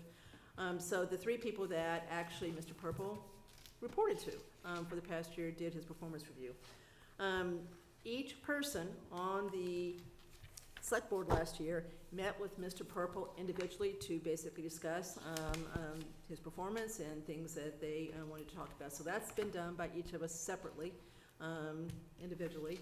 Then what Vanessa did is she basically took numerically the ratings that everybody assigned in the 5 categories to determine an overall rating. So I will say this, the person that always spends the most time with Mr. Purple every year by far is the chair, which was, of course, Andrew.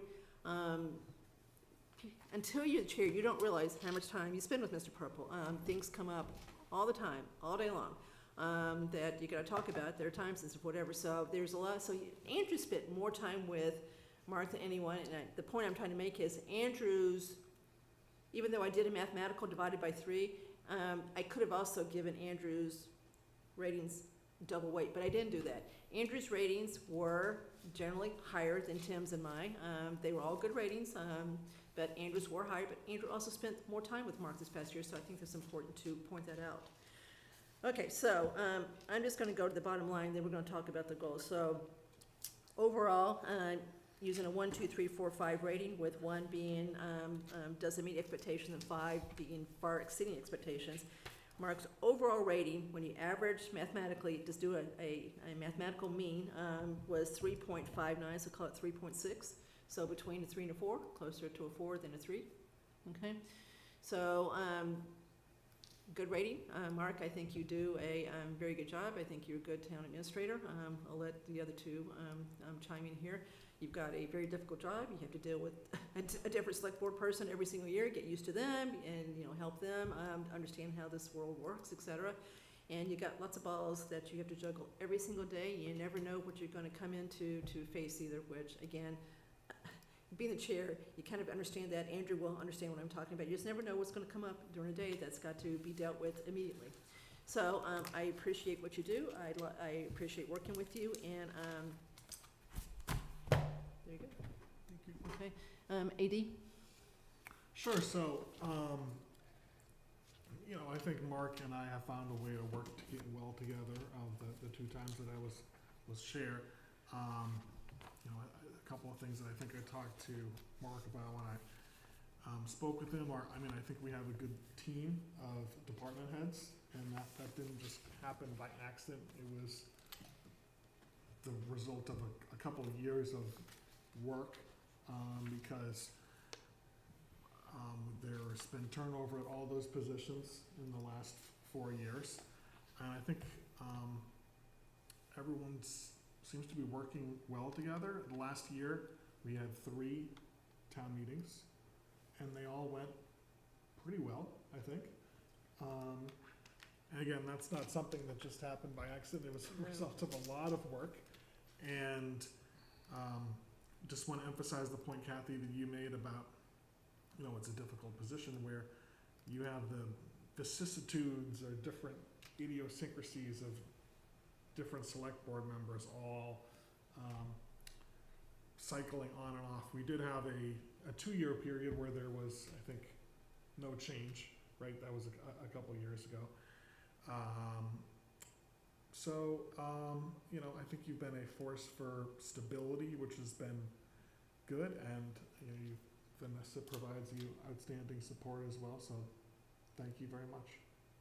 Thank you. Tim? Mark, I think we've done a pretty good job over the last year, especially getting me up to speed. Having you with the knowledgeable communication of everything, how things are working, who's doing what, and the updates that I do as a crash course running through your office on typically a Tuesday before the meeting, have been super helpful and good for what I need to be able to help lead this.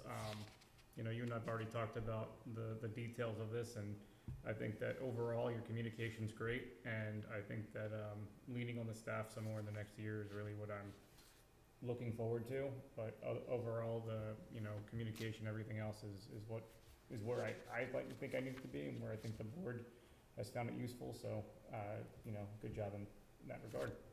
Thank you. So thank you, Mark, from all 3 of us. Now, let's talk about fiscal year 27. Let's move forward and see what we can get done. Okay, so in the past, we can always change this, but the last few years, Mark has basically proposed a couple of goals that he'd like to accomplish for the next year.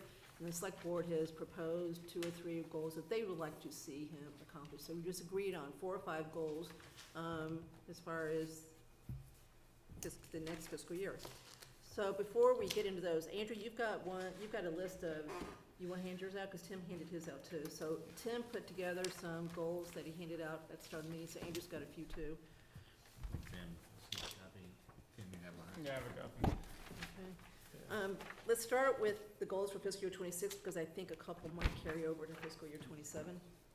Okay, so last year, one of the first goals was moving forward with the funding and construction of the Metro West Rec.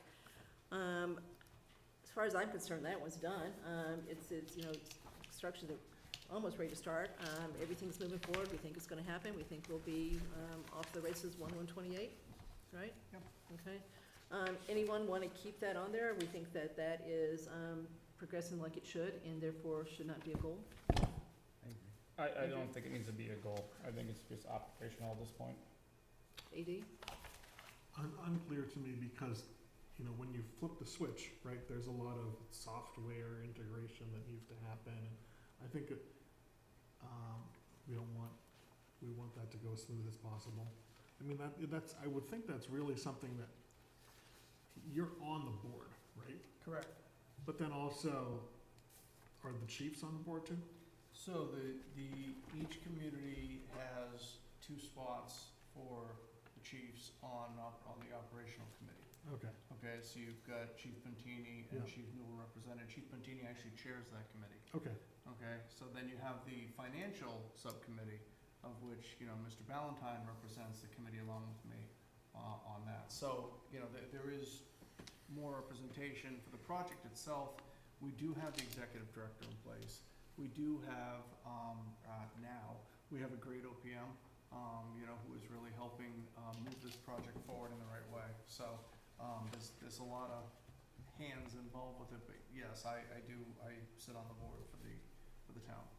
So Andrew, do you want to keep this on there until it's really, the switches on, as you say, so that we keep talking about this to make sure that it really does happen? Sure. Okay, so, and that's okay, I mean, that's it. Mm-hmm. All right, so we'll keep that one on there too. We really are moved in, okay? We're gonna invite the rec director to one of the September meetings too, so we'll get an update from him. Okay, the next one was reducing healthcare costs for the town. So, I personally would like to keep that one on there. I don't think we're there yet. I think we've got a lot of work to do. We set it as a goal for us too, so I think it should be, you know, a joint goal where you help us. But I do think this is, to me, one of the primary things we've got to work on this year. So I'd like to keep this one on there as far as Mark working with us to truly look at all options as far as healthcare plans, both active and retiree, so we can continue to try to reduce the cost of that benefit.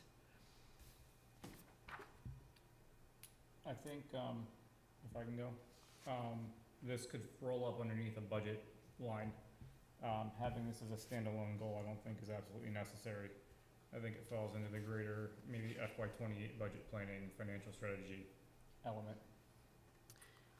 The reason I disagree with you, Tim, is because there are some substantial things we could look at that really will take a lot of work to do right, a lot of explaining, a lot of thought, such as decoupling from the state law that provides retiree insurance that we alluded to when we had Linda come in front of us on May 19th, I believe. So I really do think this is separate from the budget, and then truly trying to make sure we end up with everyone on a health plan that has a deductible, which is what we were hoping for last year, and, you know, we got maybe a third of the way there or so. The schools are talking about doing some things with their bargaining ability. So there's just a process that we need to understand what can be done to try to achieve that. So I think it's way beyond the budget process as far as that one goes. This is a big thing. I also think that's probably my number one goal. I think that we should have. It's mine for sure, because it's $1 million a year savings. I mean, Mark, you can speak to this too, but so we made. Just the introduction of the high deductible health plan was a significant starting point, It right? was. And I heard, you know, our enrollment figures the first year are, okay, we want to do better, and this is, for picking town administrator goals, I think it's good to think of things where, you know, select board members can't do it. It requires a long, sustained effort over a period of time, and working with people in the building to do that. So that's why I think that, also we need to do this, right? Yes. We've got to do something about this budget, this one big budget. Sam, do you have any issue with having this stay on Mark's I agree, a big one, yeah. AP? I think it's good, but I think we should just, I don't know if we need to do it now or once we flesh it out in terms of what are the kind of deliverables or action items, what do you want to look at? Oh, I agree. It's got, this is overarching. I think I've got that goal assigned to me. You've got the goal I list think here? you and I. You and I? Okay, so this is gonna be a combo of us working together. So I agree with lots of details, but I still think it should be on No, I Mark's. think it's one of the key Because ones. just what Andrew said, Mark is in the building talking to employees, and so he's got to help convince employees as far as the benefits of this. Okay, so we're okay with that one? How many goals are we gonna try to land with? We've done in the past 4 or 5, because, the way we're going, we may end up with 6 tonight. Okay.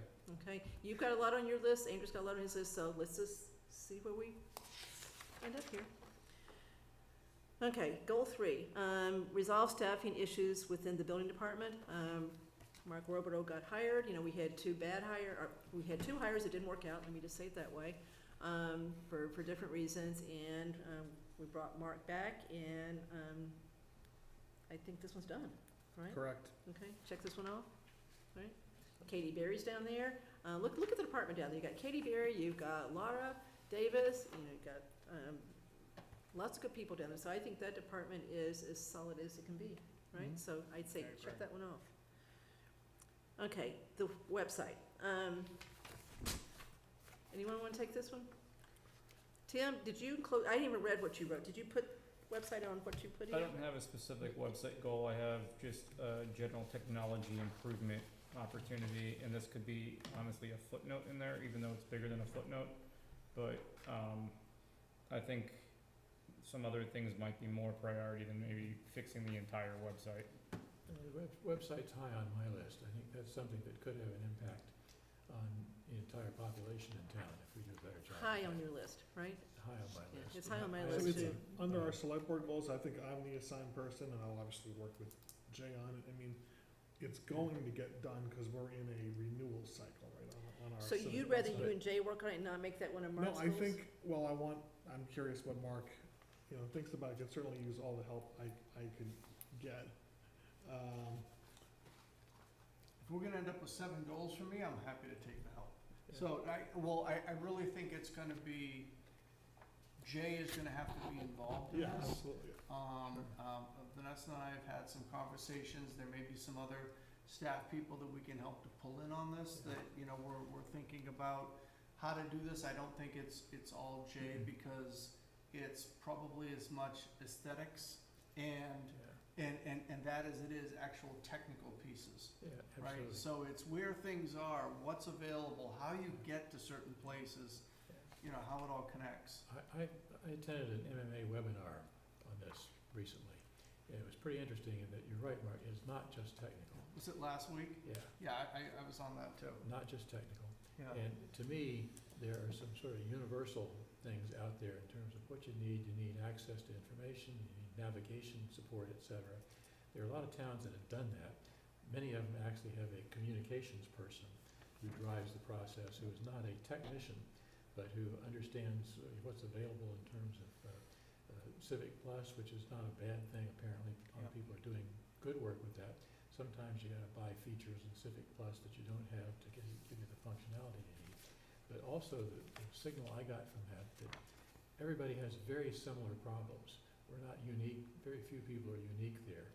So you don't maybe need to do a major study, but you probably could get great value from finding some consulting money to get somebody who's done it 10 times and let you know sort of the overarching things that you need to do, and makes recommendations about how you improve access to information, how you improve navigation support in there.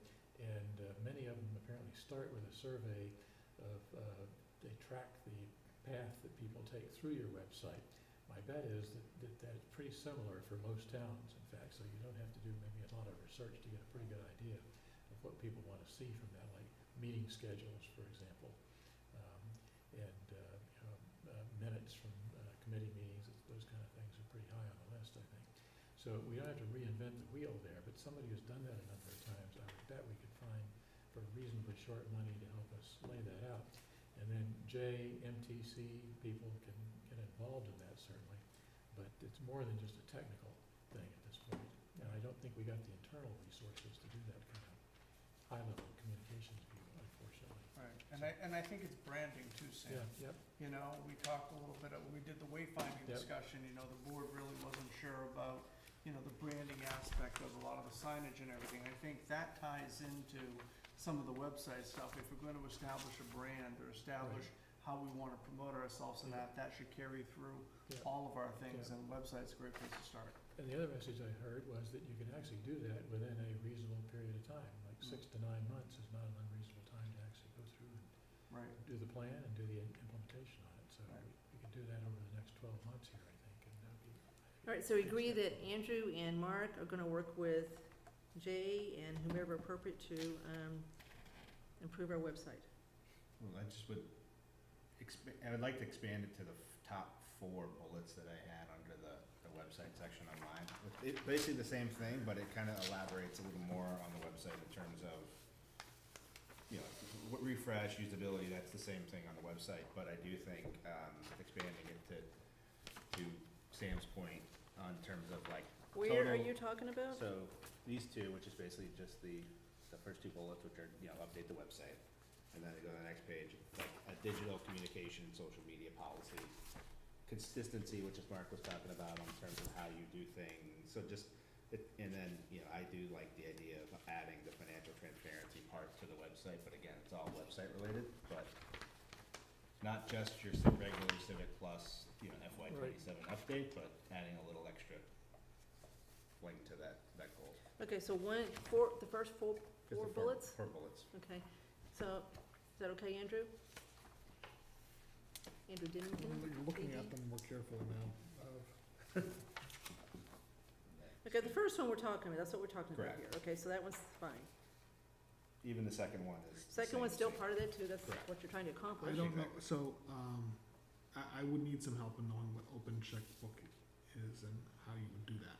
Yeah, I'm not sure that all ties into Okay. the same thing. And that's Andrew Pfaff's goal already, as far as our goal, so, Andrew, maybe you still work on that separately with Yeah. Brian, whatever, and then figure out how this all works with the website, and you can bring that to. And I've already showed it to Jay, it's embedded inside the website, that's why I'm saying it just kinda has a loose tie into the website design. So maybe you still work on that piece of it, and Yeah, yeah. figure out how to get it to But the I'm just, website, you know. right? Okay. Mark can help facilitate if needed. Sure. Okay, I mean, again, not all these are like for you to do, but it's for you just to make sure somebody's doing it. Right. okay, so you got 3 goals so far. Okay, his goal 5 last year was to streamline 4 processes. The ones he looked at were applicant tracking, payroll, licensing, weights and measures. Payroll, we've got a very good payroll person now, Christine Russell, and she is, we've changed our vendor, right, Mark, to Harper's? It's still Harper's, but we're elevating to more of a online portal. Okay, that's still Harper's. Yes, it's still Harper's. And that's gonna be done by 12/31/26. By end of this calendar year is the Okay. goal. All right, and so I think hopefully that's still gonna keep going, right? Yeah. And then what I suggested is, she looks at the schools and tries to integrate the school payrolls, so we don't do 2 different payrolls and have to add them together, which is what we do right now. It's still one Yep. legal entity, so I look at that too. Yep. All right, so I don't know, we gotta make that another goal, but we just need to, we've got a process in place to do that, right? Mhm. It's going. It's already in process. The applicant tracking, everyone, we used to have software that did that when people applied for jobs. We ended up losing the software and not taking it out of the budget, so we don't have it anymore, right? You were gonna look and see how much it is? Yeah, I was talking with Ms. Hill about that. I mean, if you wanted to understand this whole piece and that, I'd invite her to speak to it, but, we don't have a price or something like Right. that. We're trying to figure out what other people are using. We weren't necessarily overjoyed with the old product. We liked what it did, but not quite how it did it. So if we do go back to this, we'd probably, look to see what other people are using now. Thoughts, everyone? I don't think it should be a standalone goal. All right, so we think you should look at it, come back to cost, we may put it in the budget for next year, let's give it 28, you got plenty of time to do it, and not be a goal, but something still to, if it's something that really would, streamline the process, which it sounds like it would, if you had the right software, then it's probably worth looking at, but not a goal, Yes. okay? All right, the licensing, let's see. Okay, so Rachel is working on transitioning this to OpenGov. Correct. Okay, so no reason to make that a goal, No, right? that's something that's in process. Like I said, Rachel has done a really good job of digging into a lot of the things that the position requires. Public records being one of them. As of July 1st, she's now a records access officer. Best news I've had in 6 years. Did everybody get what I'm looking at as far as marks? Okay, so you saw the weights and measures paragraph that Katie Berry wants to do this in-house, which would save some money. So I'd say, Yeah, so, That's what she so like I wants. said, so Rachel's been doing a great job with all of that stuff and then obviously in the weights and measures, I'm not gonna go through the whole thing, but essentially the state, we didn't have the capability to do it in-house, state has taken over for us, state doesn't really wanna do this anymore, but they're keeping us on, but the price is getting exorbitant. Mark and I have chatted, there is someone in-house who would be interested in doing this, and so we're gonna look to bring this back in-house for next fiscal year. State will do the training, state will help with the integration, and there'll be no cost, for that piece. So, trying to, bring some stability back to the weights and measures. okay. So we've ended up so far with 3 goals, right? Working with us on revamping the entire healthcare structure of the town, as far as our choices there, right? Continue to move forward with the construction of the Metro West Direct. rec until it's fired up, ready to go, and the website. Correct. Okay. Now, the goals that Mark suggested for himself, and we're going to go back to yours, Tim, and to yours, Andrew, as far as other things you want. So we've already talked about the HD, HP, and HAS, so we've agreed on that one. Pay and classification study is started. We think that they will finish their work in time to be considered for next annual town meeting, so it's a while away. This is important, and so it does need some guidance. So Mark is proposing that he, basically, that's one of his goals, is to have a successful implementation of their recommendations.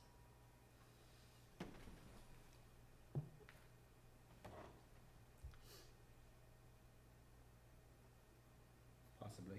I mean, I had it on, kind of on mine, but yeah. You have it on yours? Yeah. Okay. I mean, I have it as lumped in with the insurance, but I think it could be definitely separated into 2.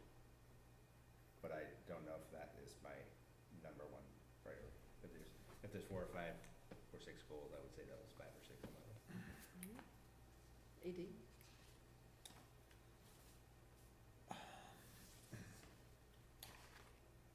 I'm just trying to think of the total number of goals that we should have, which I liked having 4 before, 2 that were kind of 2 and chosen by 2. the select board, and so I don't know where we are in that process here. That sounds right to me, either 4 or 5, not Yeah. more than 5, then they don't get done. So we've already got 3. So maybe this is one of the Mark selected ones? Yeah. So everybody's okay with this one being one of his 2? I would drop it way to the bottom of the list personally. I see it as important, but maybe not as high as some of the others we're talking about. So all I will add, I'm fine either way. This is gonna be a process, but if they're not done correctly, then we will have what happened the last time we did one. And we continue to do things for the next 2.5 years after the study was done. So maybe I've just become, I have such low expectations now of this, I mean, because I'm used to we did it, which made substantial changes, and then people became unhappy, and then we just got lobbied to make incremental changes, which we did, and instead of having this, it's supposed to happen on a cycle every 4 years, right? We were now doing it basically Well, this every is 2 4 now, years. this is and- 4, so, Okay. we tried to accelerate and it didn't pass. This is 4, but everything you said is true, but more also, those on the personnel board, like Barry and Jason, didn't think it was done right. So that was part of the problem too. That's why they tried to accelerate it. It failed, but they did think there were issues with it. So hopefully we won't In have that, issues. in terms of the vendor that we used, or the? Yeah, I think there were issues with the vendor. I think there was issues with the process, and some of those things were, tried to be corrected as the process went through. So the goal would be to do it in a way where obviously, right, they're gonna come back with recommendations that are gonna be part of a revision of the SAP. Correct. That's gonna be a warrant article, we want that to pass, right? Yes. And then we want, the measure of the success is that there won't be revisions to it in the next 4 years, right? It's hard to, Or you have the least yeah, the number of least amount unhappy of people. complaining. Does this need to be 'Cause a union? Everybody won't be happy, but maybe. So it's we're hard, hoping we it's can hard to, improve it. you know, see how that plays out, right? There are some, all of the employees that work here are valuable, no doubt about it. But there are a few that, I know that Mr. Malinowski, has said that he does believe there are changes that are warranted as far as pay, classification, et cetera. So this is a delicate thing, you need to do this with finesse, and, again, try to have the least unhappy people. So I think it does require some oversight besides just the personnel board to try to do this as effectively as possible. So I'm fine with this being a goal. Does it need to be Mark's goal? It needs to be what? Does it need to be Mark's goal, or can it be somebody else's goal on the staff? Because I don't know if it needs to be Mark's goal necessarily. I think maybe this one could go, maybe Vanessa or somebody else would take point on this one. I mean, a lot of these goals that I have, there's gonna be trickle down. Right, Yeah. there's gonna be other people that I'm involving in these goals, which will determine the success or the failure of them. Hopefully I choose well. Yeah. Obviously, Vanessa is, my 1A when it comes to, and sometimes I'm her 1A, when it comes to the personnel, the personnel things. So she's gonna play heavily into this goal as well. So that's not an untrue statement, Tim. But, so like I said, this is one of those things, and I know sometimes the board has talked about whether something should be a goal if it's going to happen anyway. I'm gonna be involved in this. This is going to take my time, which, if it's something that is gonna take a significant amount of time, it should be something that, is a goal. But even if we decide it's not a goal for me tonight, it's still gonna be something I'm gonna have to take a lot of time on. So, Yeah. either way. We're talking about, in some cases, department heads here, which is why I think Mark's gotta be involved, Vanessa also, but these are department heads in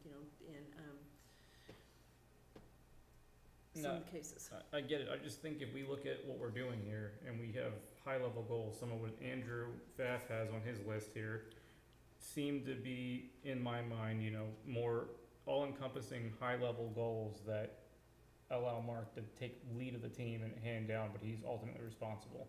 They're just worded in a different way. So and mine are a very similar setup.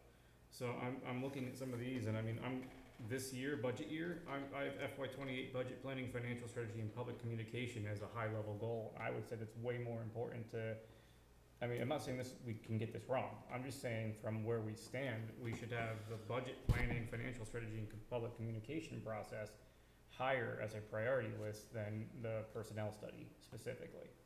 So from where I'm standing, I'm going to put that one as number one. We're talking about overrides. We're talking about $10 million. We're talking about all these other things. Yeah, but do you think that's Mark's job? See, it's totally important, but I don't think that is Mark's job. I think that's our job. We have a number of boards a number of people and department heads that report to Mark. So if Mark is driving them to be more efficient from his goal and really looking at everything that they're giving back to him, and that's his piece, I have more confidence at the end of the day that we're gonna have it. We ultimately just we do what we can, but we have people that are doing their jobs.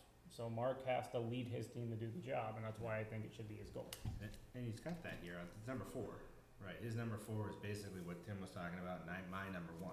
It's basically the same operational override, FY28 budget, understanding the cost drivers, coming up with scenarios of override, no override. Okay, well, what's Mark's goal? Well, there's multiple here that are our goal and Mark's goal. Like he has the health insurance, that was ours as well. So we're pretty well synced up. And the only one that on Mark's that I have a question, I think the pay and classification, to Tim's point, is probably less on my importance, but I think we can add it. I don't think that's fine. And then the DLS financial review, governance structure review, I think is very specific to that one department, but should be expanded to what we had talked about more about, you know. So you governance you structure. got it here and he's got it there, he's got it in his. Correct, we have them both, but in mine, I also have kind of looking on it in terms of more town-wide organizational charts, boards and committees, you know, some of that kind of stuff. Yeah, high-level elements that we have information that we can Yeah. use as action items. Yeah, I think the DLS, we should do it, I just think it's part of, I mean, that's just one government structure review from the financial, you know, department perspective, but we should look at the other department organization. Town charter in there too, actually. What? Sam, you haven't Consider said much town about charter. this. Yeah, exactly. I had what? You haven't said much. What would you like to see for a,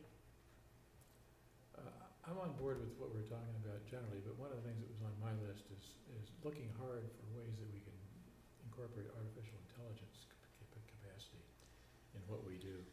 And a lot of people are doing things there that don't make sense. You've got to be careful with it. On the other hand, I think having somebody take a look at where our people spend their time, and are there places where we spend a lot of time that potentially can be assisted by AI, I think it's important to start looking at that kind of thing. Not that we necessarily are on the verge of doing massive implementation there, but I think that that's going to generate a lot of capacity to help administrative functions That's, going forward. that's my goal number one later on. Okay.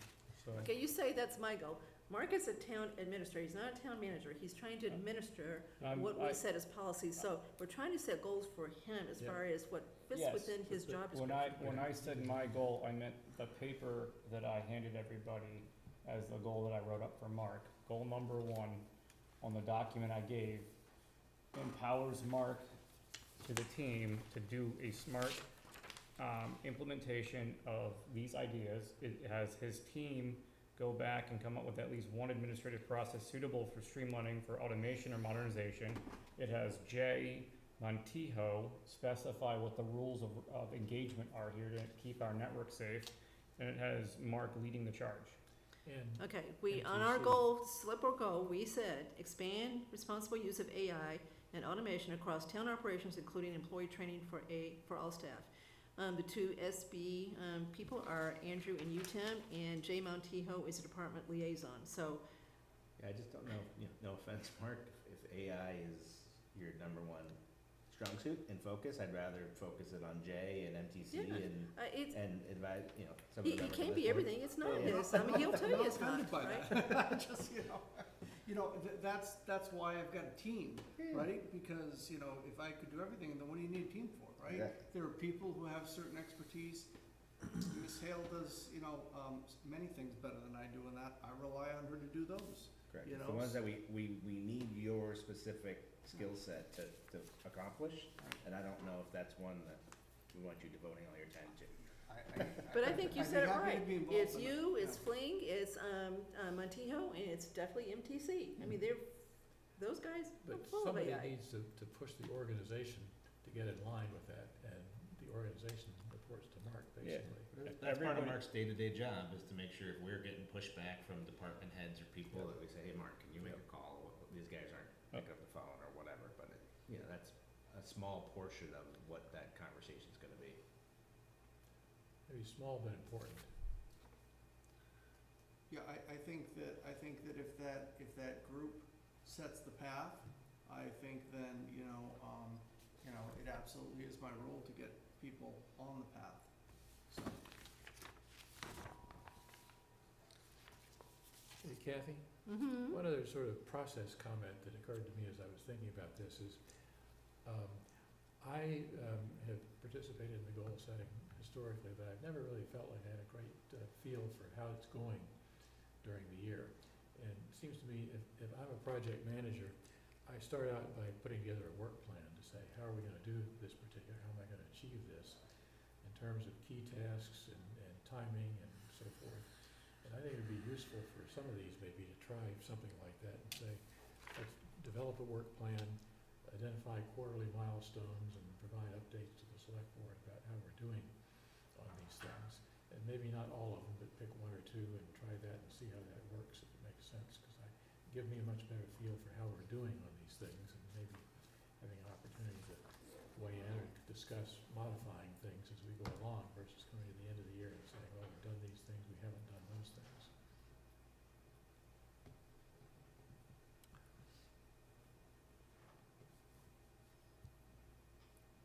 Andrew, help here. I agree, Well, it we makes ended up, sense we're gonna that, have I these agree, it goals makes that aren't, sense. I mean, I think we're asking goals that are not in his purview. We're trying to, you know, so I think, you know, everything that Tim and Andrew put here, these are great, but, to me, these are more select board goals than they are Oh. Mark's. Yeah, but our goals need to trickle into Mark's goals, so it trickles into the team's goals, so everybody's going towards the same direction here. So when I was looking at some of the reviews from, that were shared, seeing things in there without enough meat to them to say, did that really measure back up to the board's goals? Like, we need to see some things in here, so that's why in what I handed to the team here, goal number 1, it says, each department reporting to the town administrator identifies at least one administrative process suitable for streamlining. And then the town administrator, in collaboration with the IT director, develops and maintains a prioritized implementation plan identifying expected benefits, resource requirements, and implementation timelines. Like, our goal of streamlining everything becomes written into everybody else's goal, and that's why it's a goal of Mark's, so he can keep his team advancing on this particular topic. Yeah, I mean, I just, that's an IT project management, SDLC type of life cycle that I don't think that Mark has the So, appetite or experience or should be spending his time on. I mean, that's the stuff that, like, I do on a day-to-day basis in terms of evaluation, organizational transformation. So we've talked about the HD, healthcare savings, Which has a whole bunch of stuff, not just, pay in class, Yep. doing it well. Yep.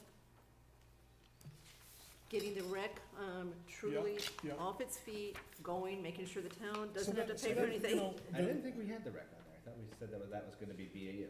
No, we changed our mind and said it's not, so Andrew Dennington wanted it on there. And I think it makes sense because, you know, we still aren't out of the woods of making sure we're not gonna pay for anything.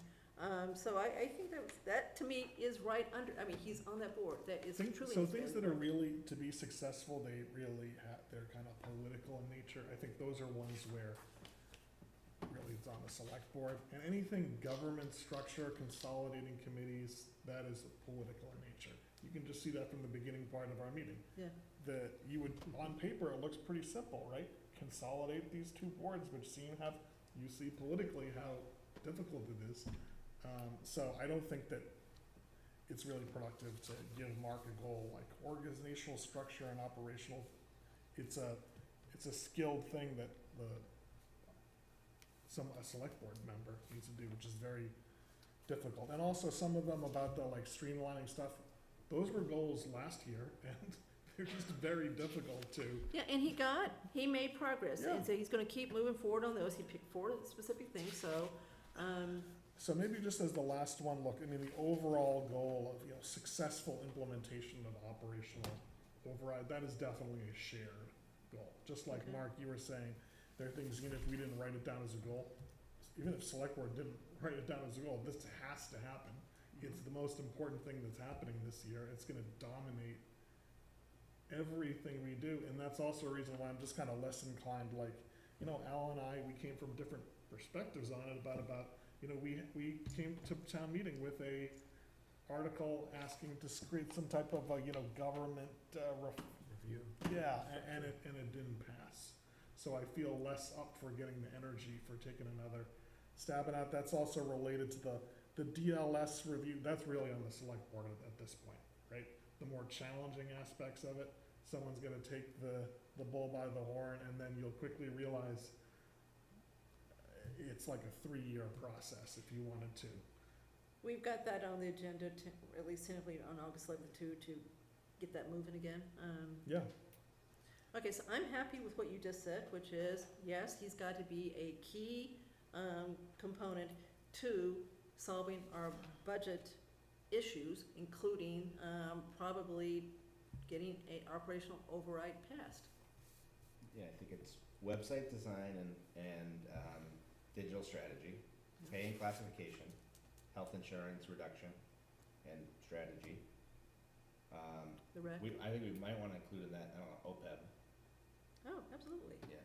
just like health insurance and OPEB, Yes. which kinda ties into it. Yeah. Override / FY '28 budget, and then the question is, what is that's for, right? Do The we do rec. a fifth of the rec or the DLS board's committee structure, but, I think one of those two Wait, is we're more not our goal. precluded from, on a meeting turn, I say, Mark, can you Yeah. please go do this? I mean, But I think to your point, those are select board pieces, not Mark, but rec can be Mark. So I think yeah, rec because can be he's on the board, so I Yeah. think that's right. I mean, Okay, he's doing that one, so, I think those you can know, be the five. they haven't even started yet, so we want to see that rec up and running and successfully, moved our people over. Okay? All right. Everybody else go, okay? All right. Vanessa, did you write those down to make sure? I I'm mean, gonna run through it again. poor Yeah, Bridget, yeah, do run- it again, run because through poor it one Bridget's more gotta time. listen to this and make sure Five she of gets, them. okay? Website design and digital strategy, pay and classification study, and there'll be different actions. Successful implementation. Successful implementation of, yeah, I mean, we We can did that detail last year that out. too. Um, Successful. Health insurance cost reduction, including OPEB Yep. and others, things in there. Override and budget with a whole bunch of details in there, and then rec. And then Okay. I think we can flesh out the deliverables and the whatever for each one of those. So would the override and budget be similar to like what you wrote down in your, I think it's Number one. item number one, basically on my whole list, all Okay. that stuff. yeah, as long as that one thing was in there, that was my big number one. All right, Tim, we're gonna please you on this one. Okay. Mark, you get But I that mean, yeah, I mean, override, you get that override pass for us. Yes. Yeah, but I mean, number one is inclusive of like, It- different scenarios, it making sure you covers a work with lot. everybody. It covers a lot. Yeah. I think it's gonna be pretty late. Okay, everybody happy with the goals? Yep.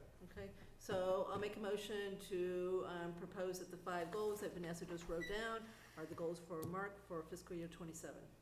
Second. All in favor? Okay. All right, I think we're done other than executive session, right?